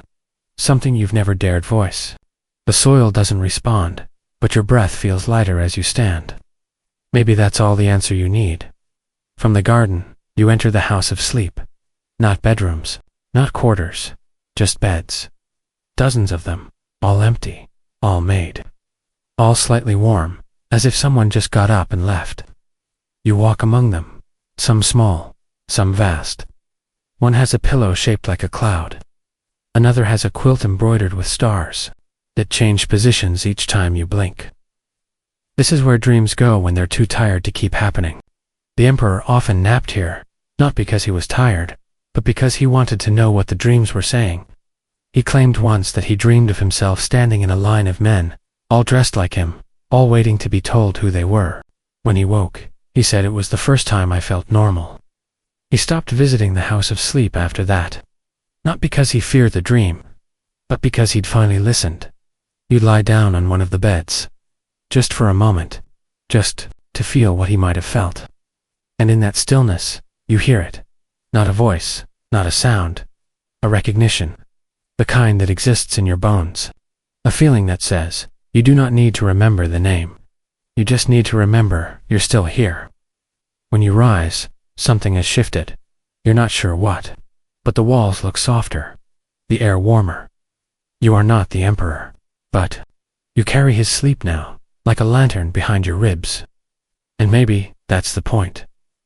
Historians still argue about what the House of Sleep really was. Some say it was a metaphor for retreat. Others say it was where decisions were truly made, between dreaming and waking. A few even believe it wasn't real at all. But you were there. You laid on that bed, and you heard the silence whisper. Name not the one you answer to, but the one that only appears when you're ready to listen. You step out of the house, and back into the palace proper, and something happens. The walls open, the corridors unwind. The palace reshapes itself not as a maze, but as a home. You walk, feathers still behind your ear, memories still humming in your chest. You walk not to find something, not to become something, but simply to walk. Because walking is a kind of remembering. And maybe, just maybe, that's what the emperor wanted all along, not to be remembered as someone great, but as someone real, and now, you are. You find yourself walking into what feels like a memory someone left. Unattended, a hallway made of honey-colored stone that glows even without light. As if it remembers sunshine so well it doesn't need the real thing anymore. And your footsteps make no sound here. Not because the floor is soft, but because this part of the palace doesn't believe in interrupting thought. And thought is exactly what floods your mind now. Not the loud, panicked kind, but the slow rippling, reflective kind. Like when you watch a leaf drift in water, and wonder if it knows it's floating, or if that's just what happens when it lets go. And you realize you're heading somewhere, though no sign tells you where, and no voice calls you forward. Yet you feel it in your chest, like the gentle tug of a lullaby. You haven't heard since childhood, but still somehow know the tune of. And as you walk deeper into this golden quiet, you begin to see shelves, hundreds of them each, packed not with scrolls or relics or dusty ceremonial plates, but with jars, plain glass jars with copper lids, and inside each one is a swirl of mist. Some faintly glowing, others darker than smoke, and each is labeled with a year and a feeling. Year 48.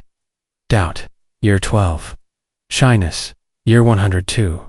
Love. Misplaced. And you understand instinctively that this is the archive of forgotten feelings. The emperor's personal record, not of achievements or proclamations, but of emotions. He was never allowed to express.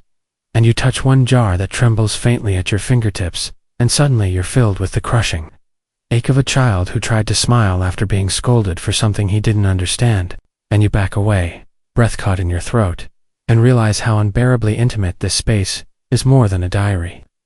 More than a confession.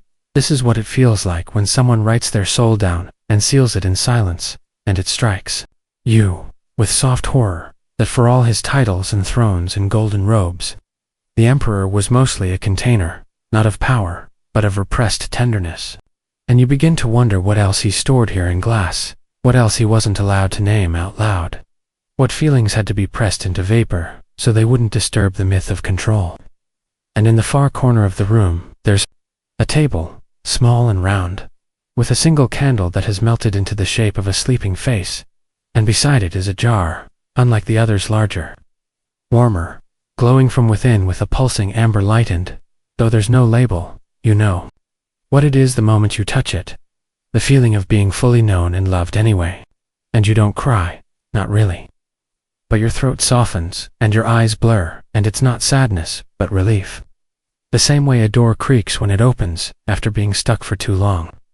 And you imagine the emperor sitting here once, long ago, opening these jars one by one in secret, trying to learn how to feel when his world only ever taught him how to perform.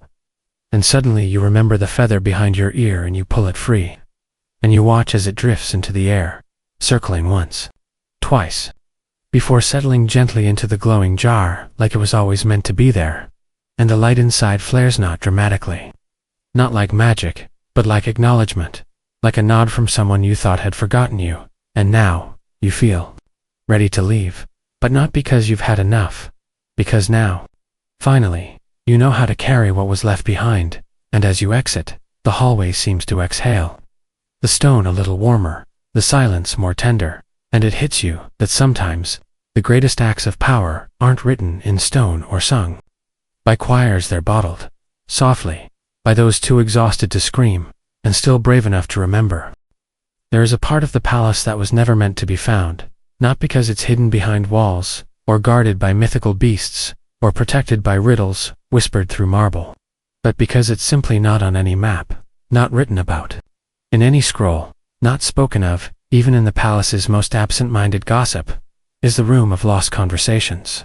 And you find it not by searching, but by giving up the need to arrive anywhere, which is what you had just done, when, after stepping out of the archive of feelings, you let your feet lead without resistance, without curiosity, without even the need to make sense of where you were going. And so, when you push open the door that wasn't a door a moment before, you understand in your bones, without being told, that this is where words come to rest when they are never said out loud. And the first thing you notice is the sound, or rather, the not sound, a kind of soft static, like wind through reeds, or paper brushing paper, the hush of 1,000 unfinished sentences drifting in the air, suspended, unresolved. And immediately you feel their weight, not heavy, not suffocating, but present and tender, like standing in a room filled with sighs, and the room itself is vast and circular, like the inside of a bell made of whispering marble. And there are no candles, no torches, no grand chandeliers, only soft glows hovering in mid-air, each one the shape of a breath that was held too long and never released. And as you move further in, you realize these glows are words, frozen in time just before they were spoken. And they gently pulse, as if waiting, still, for the voice that abandoned them to return. And you pass by one that hums with the sentence, "I forgive you," and another that trembles with, "I was afraid to," and another still that glows the color of a wound, closing, whispering, "You don't have to do this alone." And you understand that these aren't anyone's words there, everyone's words, and they belong to the emperor, and to his advisors, to his enemies, to his mother, to that boy in the courtyard who once spilled ink on his shoes, and to you too. Because who among us hasn't swallowed a truth too sharp to say, or let go of an apology too late to give? And here, in this sacred hush, those truths are honored, not erased. And the emperor himself once sat in this room for 3 full nights, that much the legend agrees on. Though what he heard, and what he chose not to say afterward, is something historians will never fully agree on. Some believe he came here to unburden his heart. Others say he came to steal the words of others, and wear them like armor. And a rare few believe he simply came to listen, not for wisdom, but for company. Because even emperors sometimes want to be reminded that they're not the only ones who don't always know what to say. And as you continue deeper, the glow thickens, not in brightness, but in feeling, until it almost becomes hard to breathe. Not from fear, but from recognition, because every few steps you hear a phrase that feels like it might have once belonged to you, something you forgot you once wanted to say. Or perhaps something you're still too scared to say now, and it makes you pause, lean closer, hold still. And in one corner of the room is a chair, not a throne, not a cushion, just a wooden chair, plain and worn and perfect, and on it sits no one. But the air around it feels like someone just stood up, someone who had been waiting here for years just to say nothing at all. And beside the chair is a wall with carvings that shimmer softly, not in gold or silver, but in the color of relief. And you realize they're not drawings or diagrams. They're questions, etched in a hand you recognize as the emperor's. And they say things like, "When did I stop being curious? And did I ever love anything without being afraid of losing it? And who am I when I'm not being watched?" And you want to cry, not from sadness, but from sheer aching recognition. Because these are not royal questions. They're human ones. And suddenly the emperor feels closer to you than any living person ever has, not because he was powerful or wise or tragic, but because he was lost, just like you, and brave enough to admit it out loud, even if only in silence. And you reach out, almost instinctively, and place your hand on the carved wall, and something in it warms beneath your skin, as if the stone remembers the touch of another seeker, and you realize this room is not a destination, not a secret, not a revelation. It is a pause, a breath, a sacred moment of unfinishedness that exists only for those willing to stop chasing answers long enough to remember their questions. And so you sit in the chair, not for long, not to be dramatic, but just long enough to feel the truth. That sometimes, the deepest wisdom is not in what we say, or even in what we mean to say, but in what we almost said, and still carry, unspoken. Like a tiny bell tied to the inside of our ribs, and when you stand again, the room doesn't change, but something in you does, a small shift. The kind that feels like a pebble in your shoe, suddenly rolling into the right place, so it no longer hurts. And as you leave the room of lost conversations, the door behind you quietly closes into the wall, vanishing again into nowhere. And the palace continues its soft breathing, its ancient dreaming, and you know, without needing proof, that the emperor once walked this same path, carrying the same question in his chest. Is it enough to be unheard if you are still understood? There's a stairwell now, not one that rises grandly toward turrets or spirals into mystery, but one that seems to lean, just slightly, as if it, too, is tired from holding the weight of centuries. Its steps worn not by royal procession or dramatic flight, but by quiet passing, the kind of daily walks taken by someone who no longer needs to arrive anywhere in particular. And as you descend it slowly, your hand trailing along the wall that feels warmer than it should be, as though it's been absorbing the secrets of those who passed before you, sense that this is not a passage meant for kings or scholars, or even dreamers, but for those seeking something simpler, quieter, something not meant to be explained but felt, and at the bottom, without any real threshold or dramatic shift, you enter what might be called the chamber of everyday things, though no one ever gave it a name, and it feels less like a room and more like a moment someone forgot to end. The kind of room where nothing much ever happened, and yet everything mattered. And what strikes you first is the ordinariness: wooden shelves filled with clay pots, folded linens, cracked cups, arranged not by beauty but by use, and in the center, a long table, its surface smooth from years of elbows and ink stains and the slow fade of candle wax. And somehow, despite everything, this room feels more sacred than any throne room you've passed, because this is where the emperor came to be, no one, where he made tea without ceremony, where he stitched his own sleeve once when no one was looking, where he once stood barefoot on a chilly morning just to feel the stone beneath his feet remind him he was still real. And as you walk slowly past the shelves, you begin to see how carefully this space was curated, not by curators, but by care itself. Its item placed not for display, but because it had once been needed, once held, once mended by hands not afraid of getting dirty. And near the far end of the table you find a small notebook, not gilded, not bound in royal leather, but in simple fabric, fraying at the edges. And inside are lists not of kingdoms or taxes or battle strategies, but of small tasks and fleeting thoughts, by more pairs. Watch the shadow at noon, ask if she's still angry, breathe slower today, find the song that made me cry in spring. And as you turn the pages gently, feeling as though you're intruding upon a conversation the emperor only ever had with himself, you begin to understand that this is where the weight of leadership unraveled quietly into the threads of personhood, where the man beneath the crown dared to be unspectacular. And there's a comfort in that, a soft dignity in the smallness, in knowing that even someone responsible for armies and laws and history needed a space where he didn't have to be anyone's answer. And tucked into the back cover is a recipe, written in surprisingly neat handwriting, for a spiced bread made only on the first rainy day of the year, and next to it a note, best shared in silence. And you smile without meaning to, because there's something achingly beautiful about the idea of a man who ruled empires still craving the ritual of a simple shared loaf. And you can almost see him now, sleeves rolled up, flour on his cheeks, humming something he can't name as he waits for the oven to speak warmth into the dough. And for a moment, it's like the room breathes with you, like it remembers too, and you glance around and realize there are no portraits here, no inscriptions or dates or symbols of importance, only presence, only use. And you think maybe this room is what he built first, before the throne, before the wars, before the ceremonies and laws. Maybe he built this as an anchor, a reminder that no matter how far his name might echo, he was still a man who needed clean socks, a quiet corner, and tea.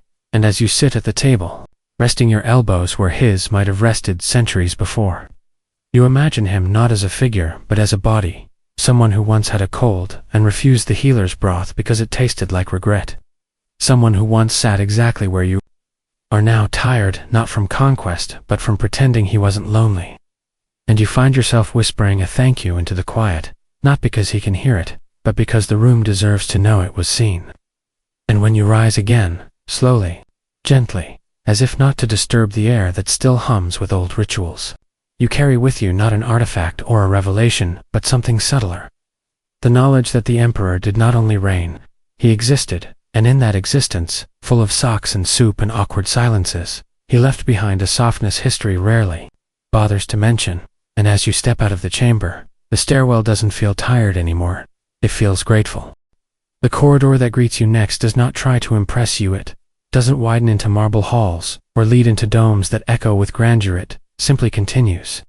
Narrow and unassuming, like the trail of a thought you nearly forgot, and there is something about its simplicity that feels like a kindness, the way a blanket feels at the end of a long day.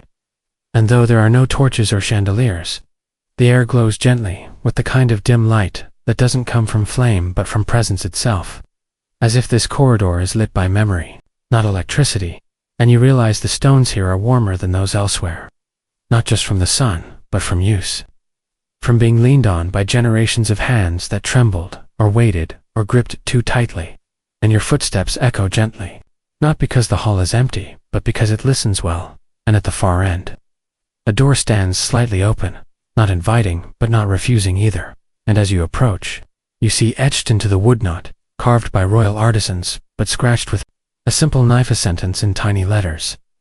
Here is where I almost gave up.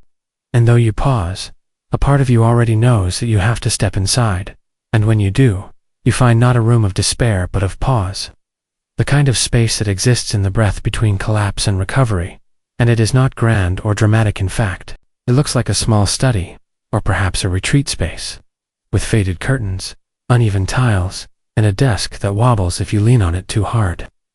And in the corner, a simple cot with a rumpled blanket still holding the ghost of a curled body. And here, it becomes clear.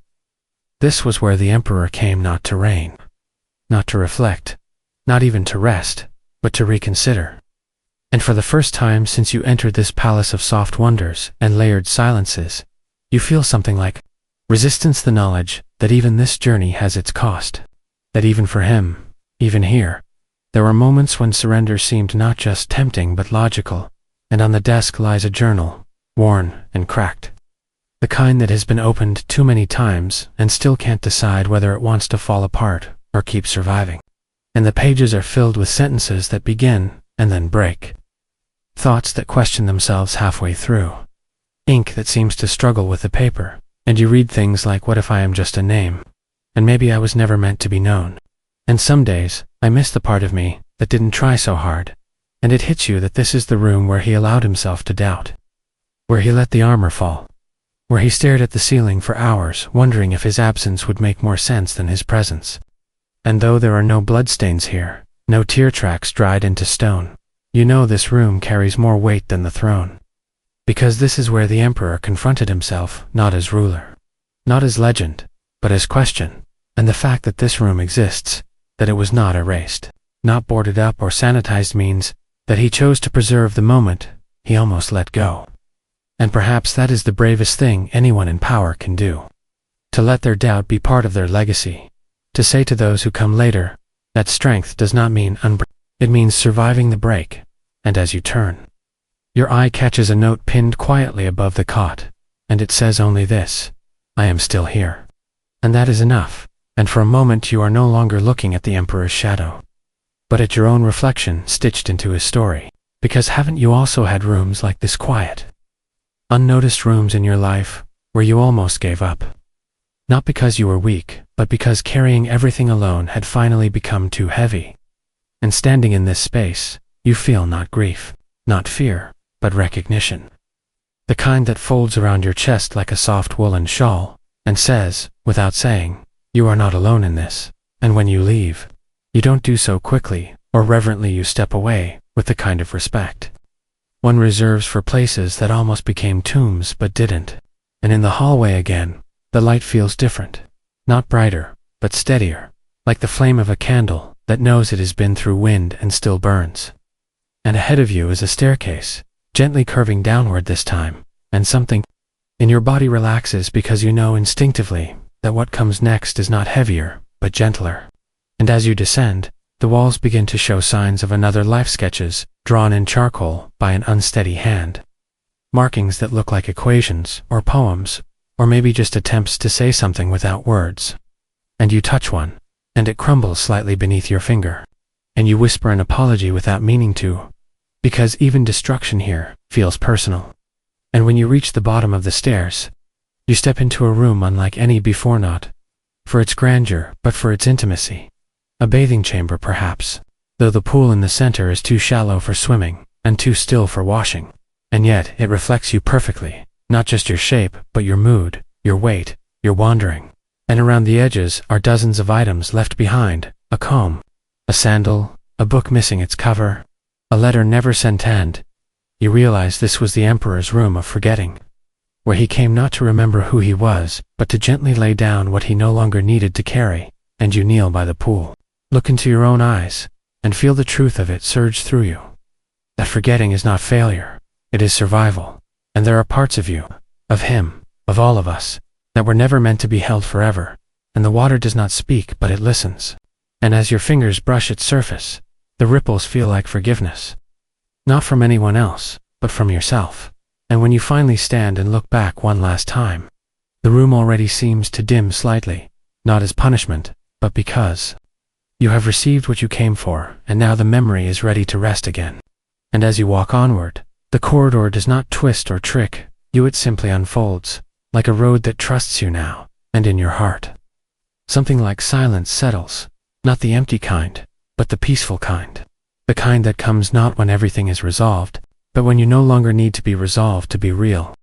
You are walking now through what might have once been a garden, though no flowers bloom here anymore, and the vines have stopped trying to reach the sun, curling instead toward the earth like tired fingers remembering how to rest. And the path beneath your feet is not stone or gravel, but packed soil, soft and forgiving, shaped by bare footsteps that walked here long before yours, some deeper, as if weighted by worry, others light, perhaps taken in a rare moment of joy. And overhead, the sky is neither day nor night, but that timeless gray of an overcast memory, where light tries but never quite breaks through. And as you move forward, brushing past plants that seem half asleep, you begin to understand that this is the Emperor's garden of names, though no plaques mark the way, and no gardeners tend its needs anymore. Because this was never meant for display or celebration, but for remembrance, the kind of remembrance that does not ask to be spoken aloud. And all around you are trees that seem older than the palace itself, gnarled and twisted, their bark carved not by time but by hands, each one bearing a word, a symbol, a name perhaps. And some are clear: Zara, Juno, the girl with the golden bell, while others have faded, illegible now, except for the way the grooves sink deep into the bark. And you realize these are not the names of nobles or diplomats or enemies, but of people the Emperor never wanted to forget. People who changed him in small ways, who made him laugh at moments too delicate for history books to record, who held his hand when he felt the palace collapsing inward. And you stop in front of a tree with the word "me" etched in its center, and beneath it, faintly, and it strikes you that this tree holds not a person, but a version of himself, the boy who had not yet worn a crown, not yet learned to speak in riddles, or hide his size and policy.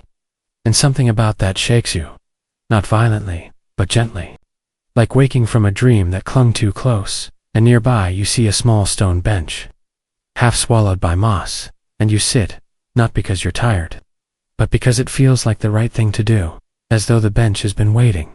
And as you sit, you notice the air smells faintly of oranges, though no trees bear fruit, and you close your eyes for a moment, just to breathe. And in the quiet you begin to hear faint sounds, not music, not voices, but memories replayed like echoes. The soft clink of teacups, a laugh that catches mid-breath, a child calling for someone they trust. And you understand that this is not just a place of names but of presence, where moments once happened and lingered long enough to plant themselves in the soil. And though the garden now sleeps, the roots remember, and beneath the moss and dust and silence, the Emperor's life still grows, invisible but real. And you wonder, as you open your eyes, who etched these names, and how often he returned to touch them again. to remind himself that even a man swallowed by titles can still be shaped by tenderness, by ordinary connection. And it makes you think of your own garden, the one inside your mind, where the people you've loved and lost and learned from still bloom in strange places, still whisper when you pass too closely. And maybe that's why this garden moves you, so because it does not ask to be understood, only felt, and you begin to walk again, past a tree with a carved spiral and no name, past a bush that shivers slightly as you pass, and you realize it is not the names themselves that matter, but the fact that they were carved at all, that someone once believed in memory strong enough to mark it into wood. And as you exit the garden through an arch made of old lattice and vines now asleep, you carry with you the weight of those names, not as burden, but as grounding, like stones in a pocket that keep you from floating too far from who you are. And ahead the palace opens again, not upward or outward, but inward, leading you to a courtyard that hums with warmth, and you recognize it at once as a space of rituals, not grand public ones, but private habits, the kind repeated so often they become sacred without needing an altar. And in the center is a fountain with no water, only smooth stones stacked carefully into towers, and each tower is balanced impossibly, delicately, like decisions made under pressure that somehow held. And on a nearby wall is painted a faded Wheeler calendar of sorts, but instead of months, it lists feelings: hope, restraint, curiosity, exhaustion, and a single word circled in deep red: unknowing. And you remember the emperor once wrote that knowing too much is how rulers go blind, that unknowing was the only way he ever saw clearly. And you think of how many times in your own life you've chased certainty only to find emptiness, and how rarely we give ourselves permission to not have the answer. And maybe that's what this place teaches: not to abandon the search, but to release the demand, to rest inside questions without needing resolution. And as you move through the courtyard, your shadow catches the faint outlines of another his standing where you now stand, pausing to breathe, to reflect, to simply exist in a moment without audience. And you feel again the soft pulse of presence, of being witnessed by the very place you're witnessing. And in the quiet, the wind picks up slightly, brushing past your cheek like a sigh or a nod or a silent welcome. And you realize something simple but profound, that the emperor, for all his grandeur and myth, was not trying to be remembered as great. He was trying to be remembered as real, and perhaps not even remembered at all, just known, even for a moment, even here. There is something peculiar about the next room, not in its shape or scent or silence, but in the way it recognizes you as you enter, as if it had been waiting not just for someone, but for you. And though no face greets you and no voice calls your name, the very air wraps around you like fabric once worn and long forgotten. And the room itself is unlike any other in the palace round, like a watchful eye, its walls painted with a color that shifts as you move, now blue, now green, now the soft amber of early memory. And in its center sits not a throne or a desk or an altar, but a large, round mirror set into the floor, its surface so still it appears not as reflection but as doorway.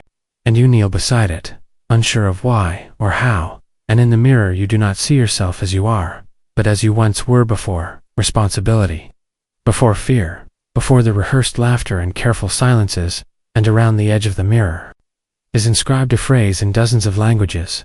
Some you recognize, most you don't. But the one in your native tongue reads simply: remember who you were when you had nothing to prove.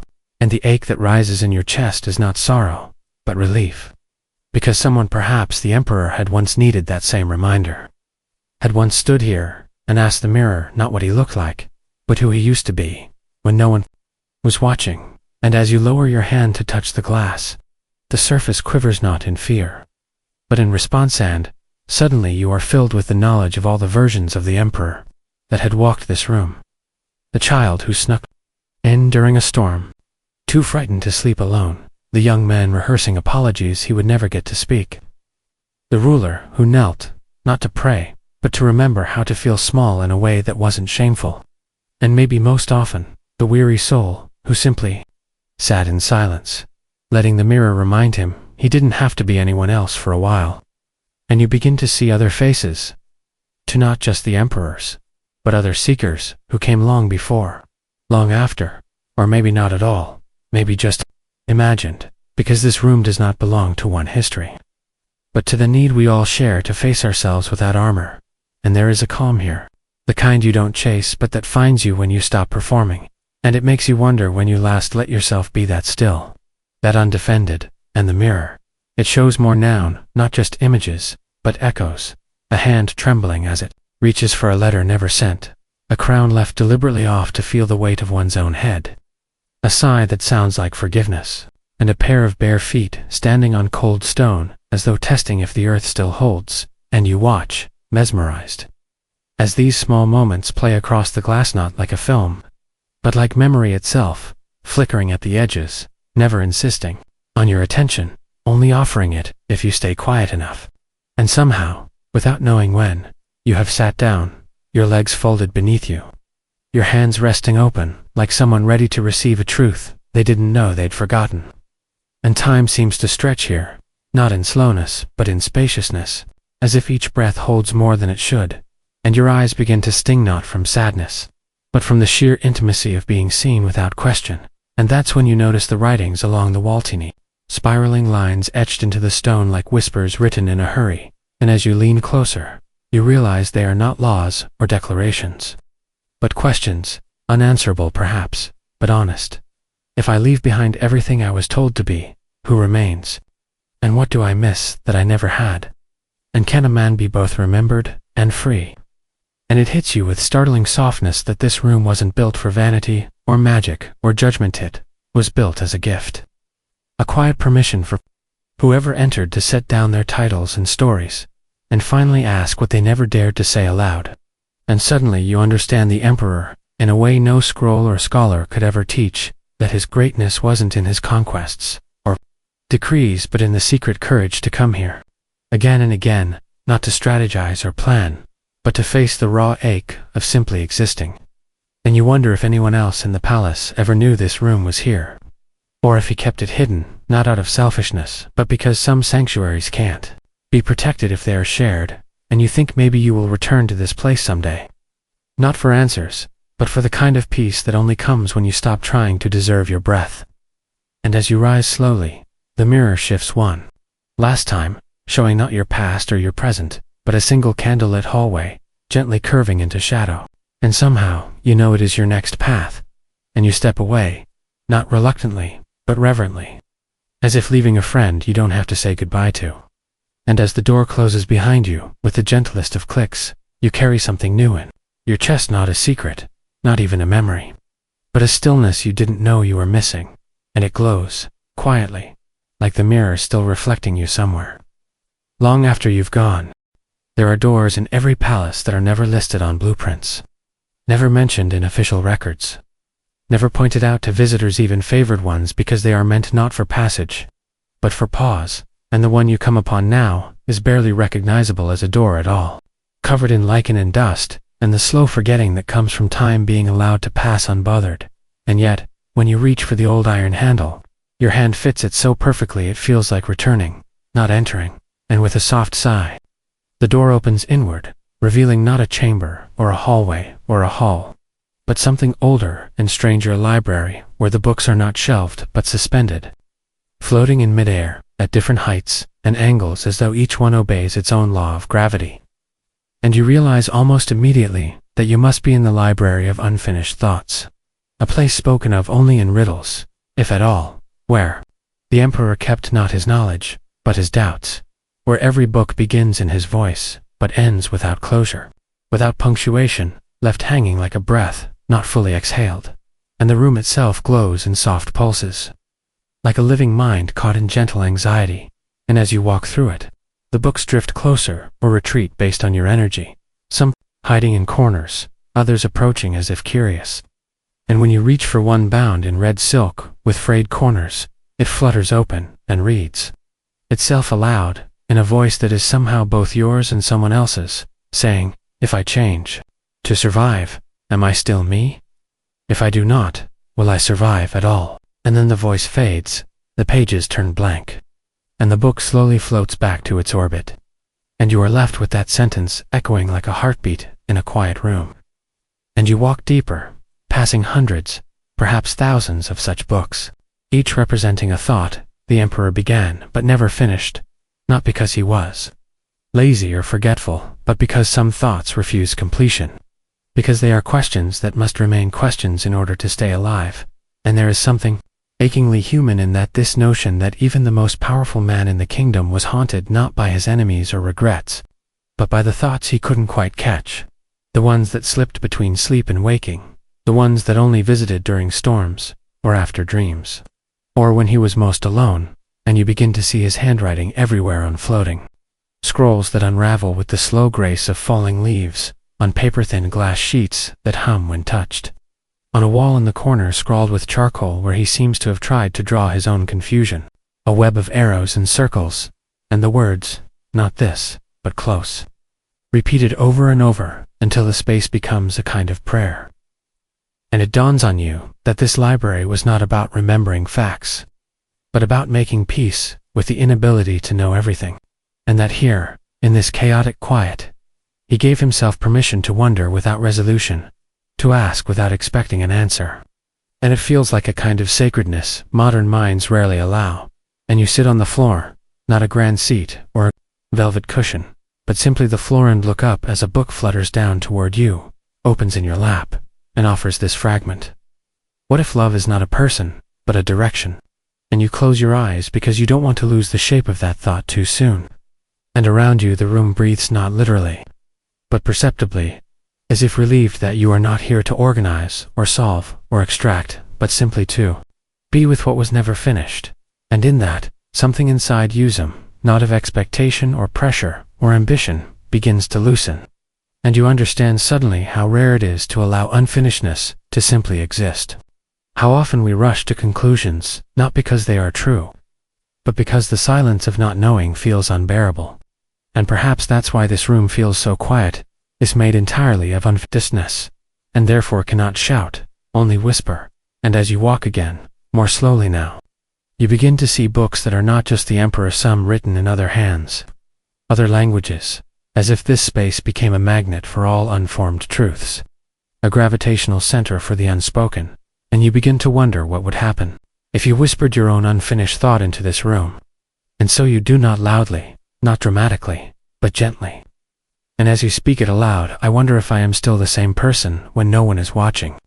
A small notebook nearby glows and flips open as if accepting your words into its lineage, and you feel a strange sense of belonging. Not because you've contributed something profound, but because your incompletion has been accepted, without judgment. And near the far wall there is a low table with a single candle burning in a glass jar, and beside it a teacup still faintly warm, and you realize someone has just left.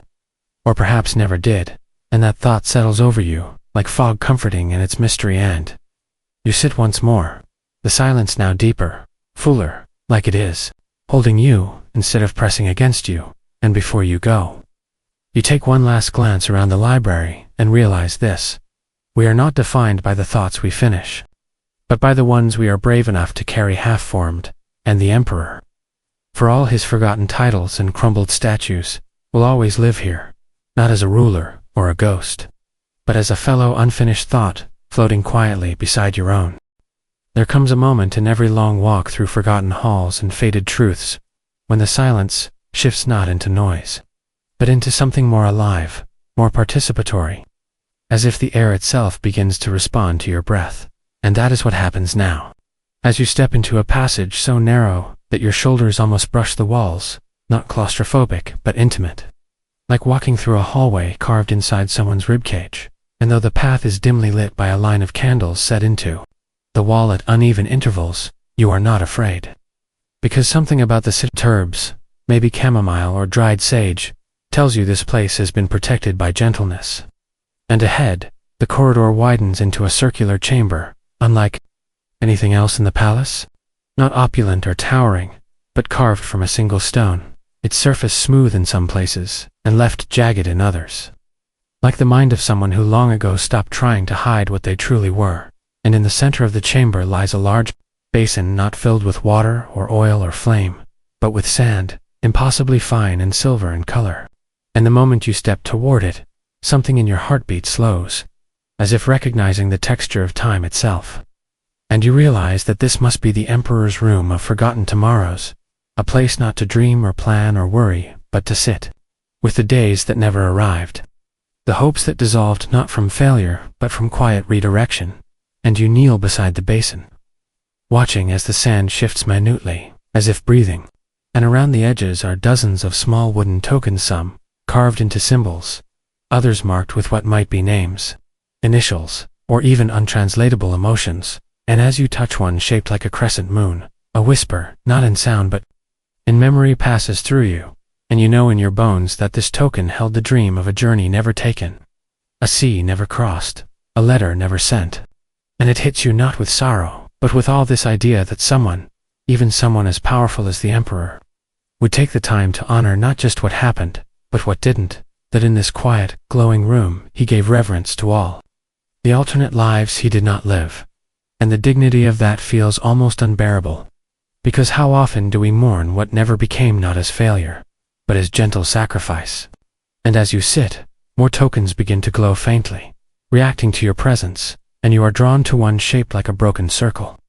And when you lift it, the sand in the center stirs, forming briefly the image of a woman standing at a harbor, her hand raised not in greeting but in farewell, and then it fades.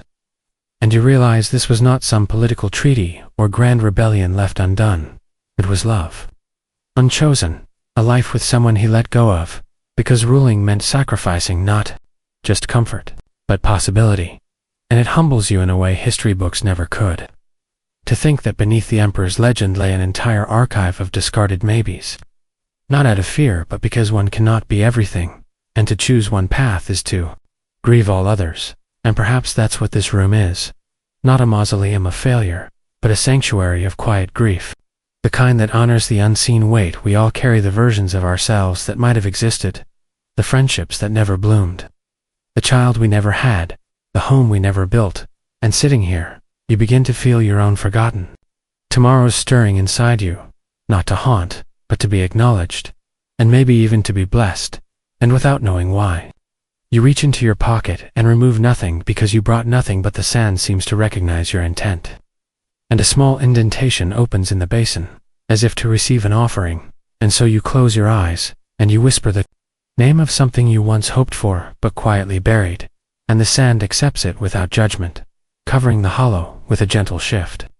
And around the room, the candles flicker once, as if bowing in understanding, and as you rise, you notice inscriptions on the far wall, not grand quotes or commandments, but simple phrases etched in uneven lines. I wanted to be a teacher. I almost became a farmer. I loved someone I was never allowed to miss.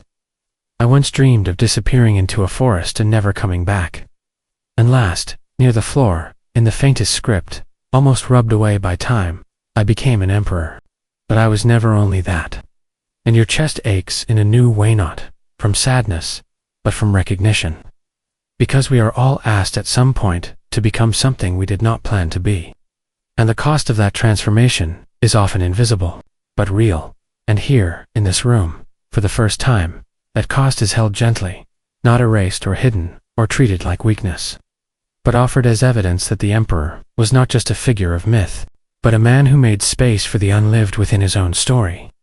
And as you take one last look at the basin, you swear you see your own reflection. Not in the sand, but in the flicker of candlelight against the wall, your face. Not as it is, but as it was before the world asked it to harden it. It brings a softness to your breath, a release you didn't know you needed, and you step back. The chamber dimming behind you, not with finality, but with peace, and the narrow corridor greets you once again. But now it feels wider, as if something inside you has uncurled, and with each step forward you carry less fear of what might not be, because you have sat with the tomorrows that never arrived, and found in them not loss, but quiet grace. You have begun to notice by now that the palace does not just move you forward, it rearranges itself around your pace, shifting not like stone or architecture but like memory, expanding where you need rest, narrowing where your attention must sharpen. And now, as you walk through a long vaulted corridor, lined with panels of smoked glass that catch your reflection only in fragments, you feel a certain heaviness that does not come from the floor beneath you or the air around you, but from within, a kind of quiet anticipation, as if something important is about to be remembered. And when the hallway finally opens, It reveals a room unlike any you've seen before.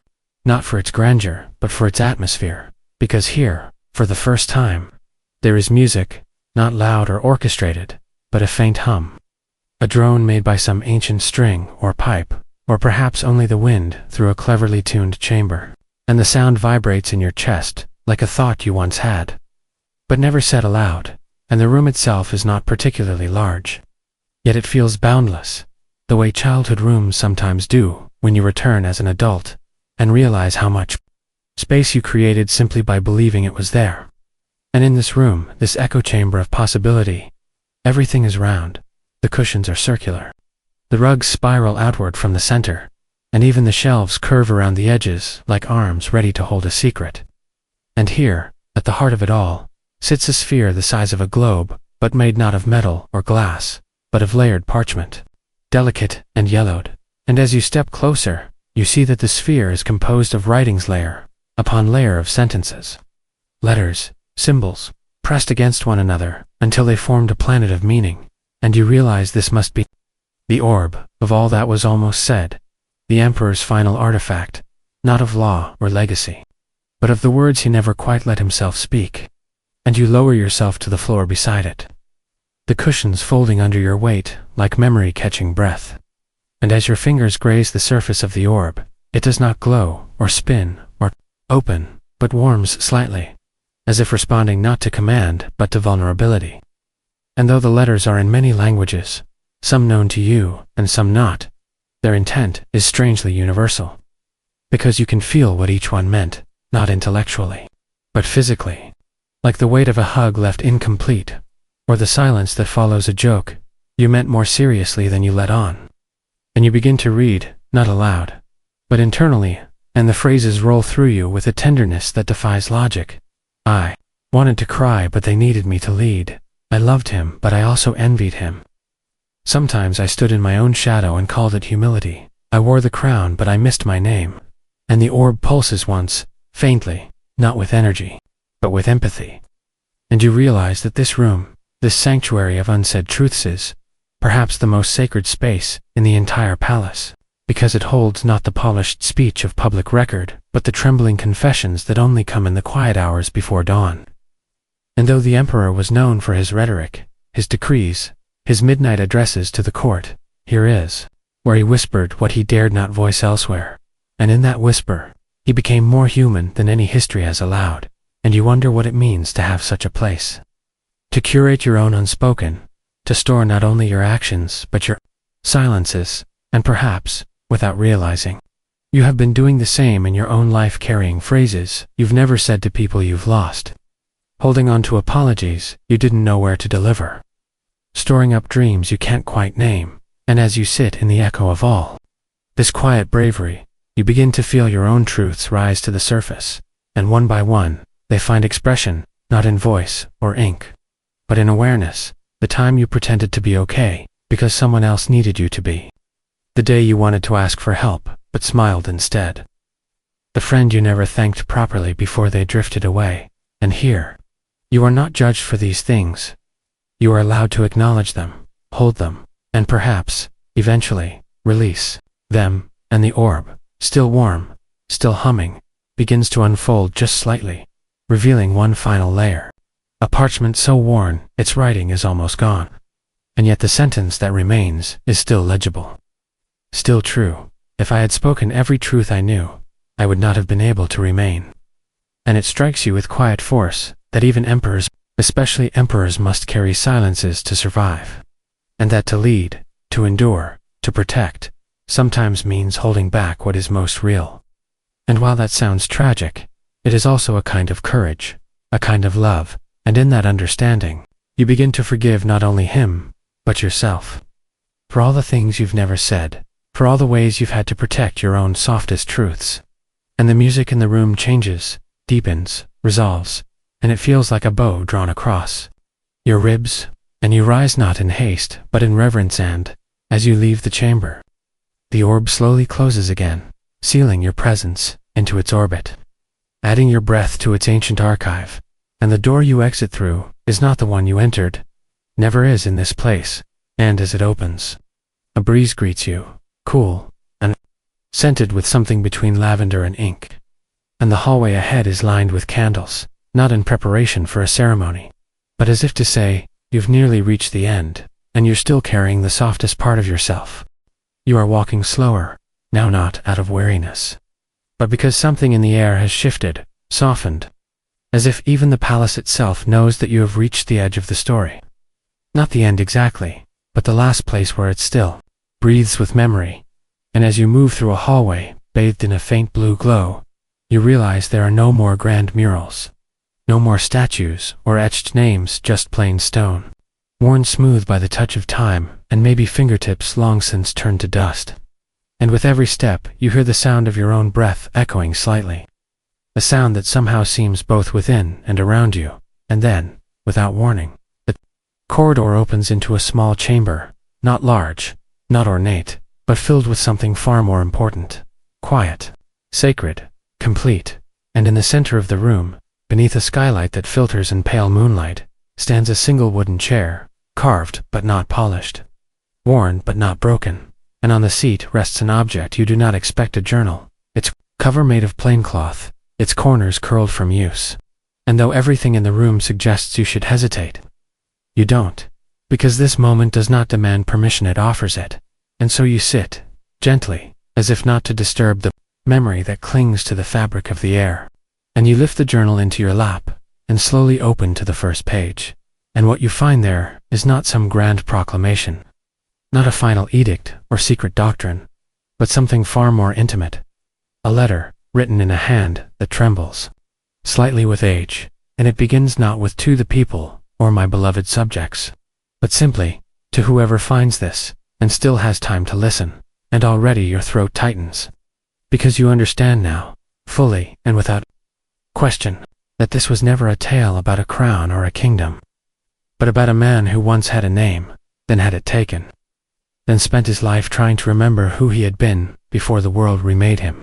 And as you read the pages, each one full of memories, not of wars or victories, but of breakfasts missed, of songs half-hummed in empty rooms, of letters he never sent, because he feared his words might hurt more than his silence, you realize that this journal is not meant to teach, but to relieve, and that by reading it, you are not just remembering him, you are completing something he could not finish alone. And as you turn each page, the writing becomes slower, more fragmented, as if he had begun to forget, even while writing.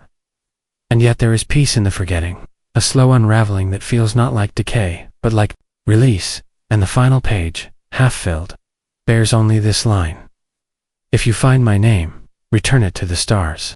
I no longer need it here." And the journal closes itself in your lap, not with force, but like an old friend resting.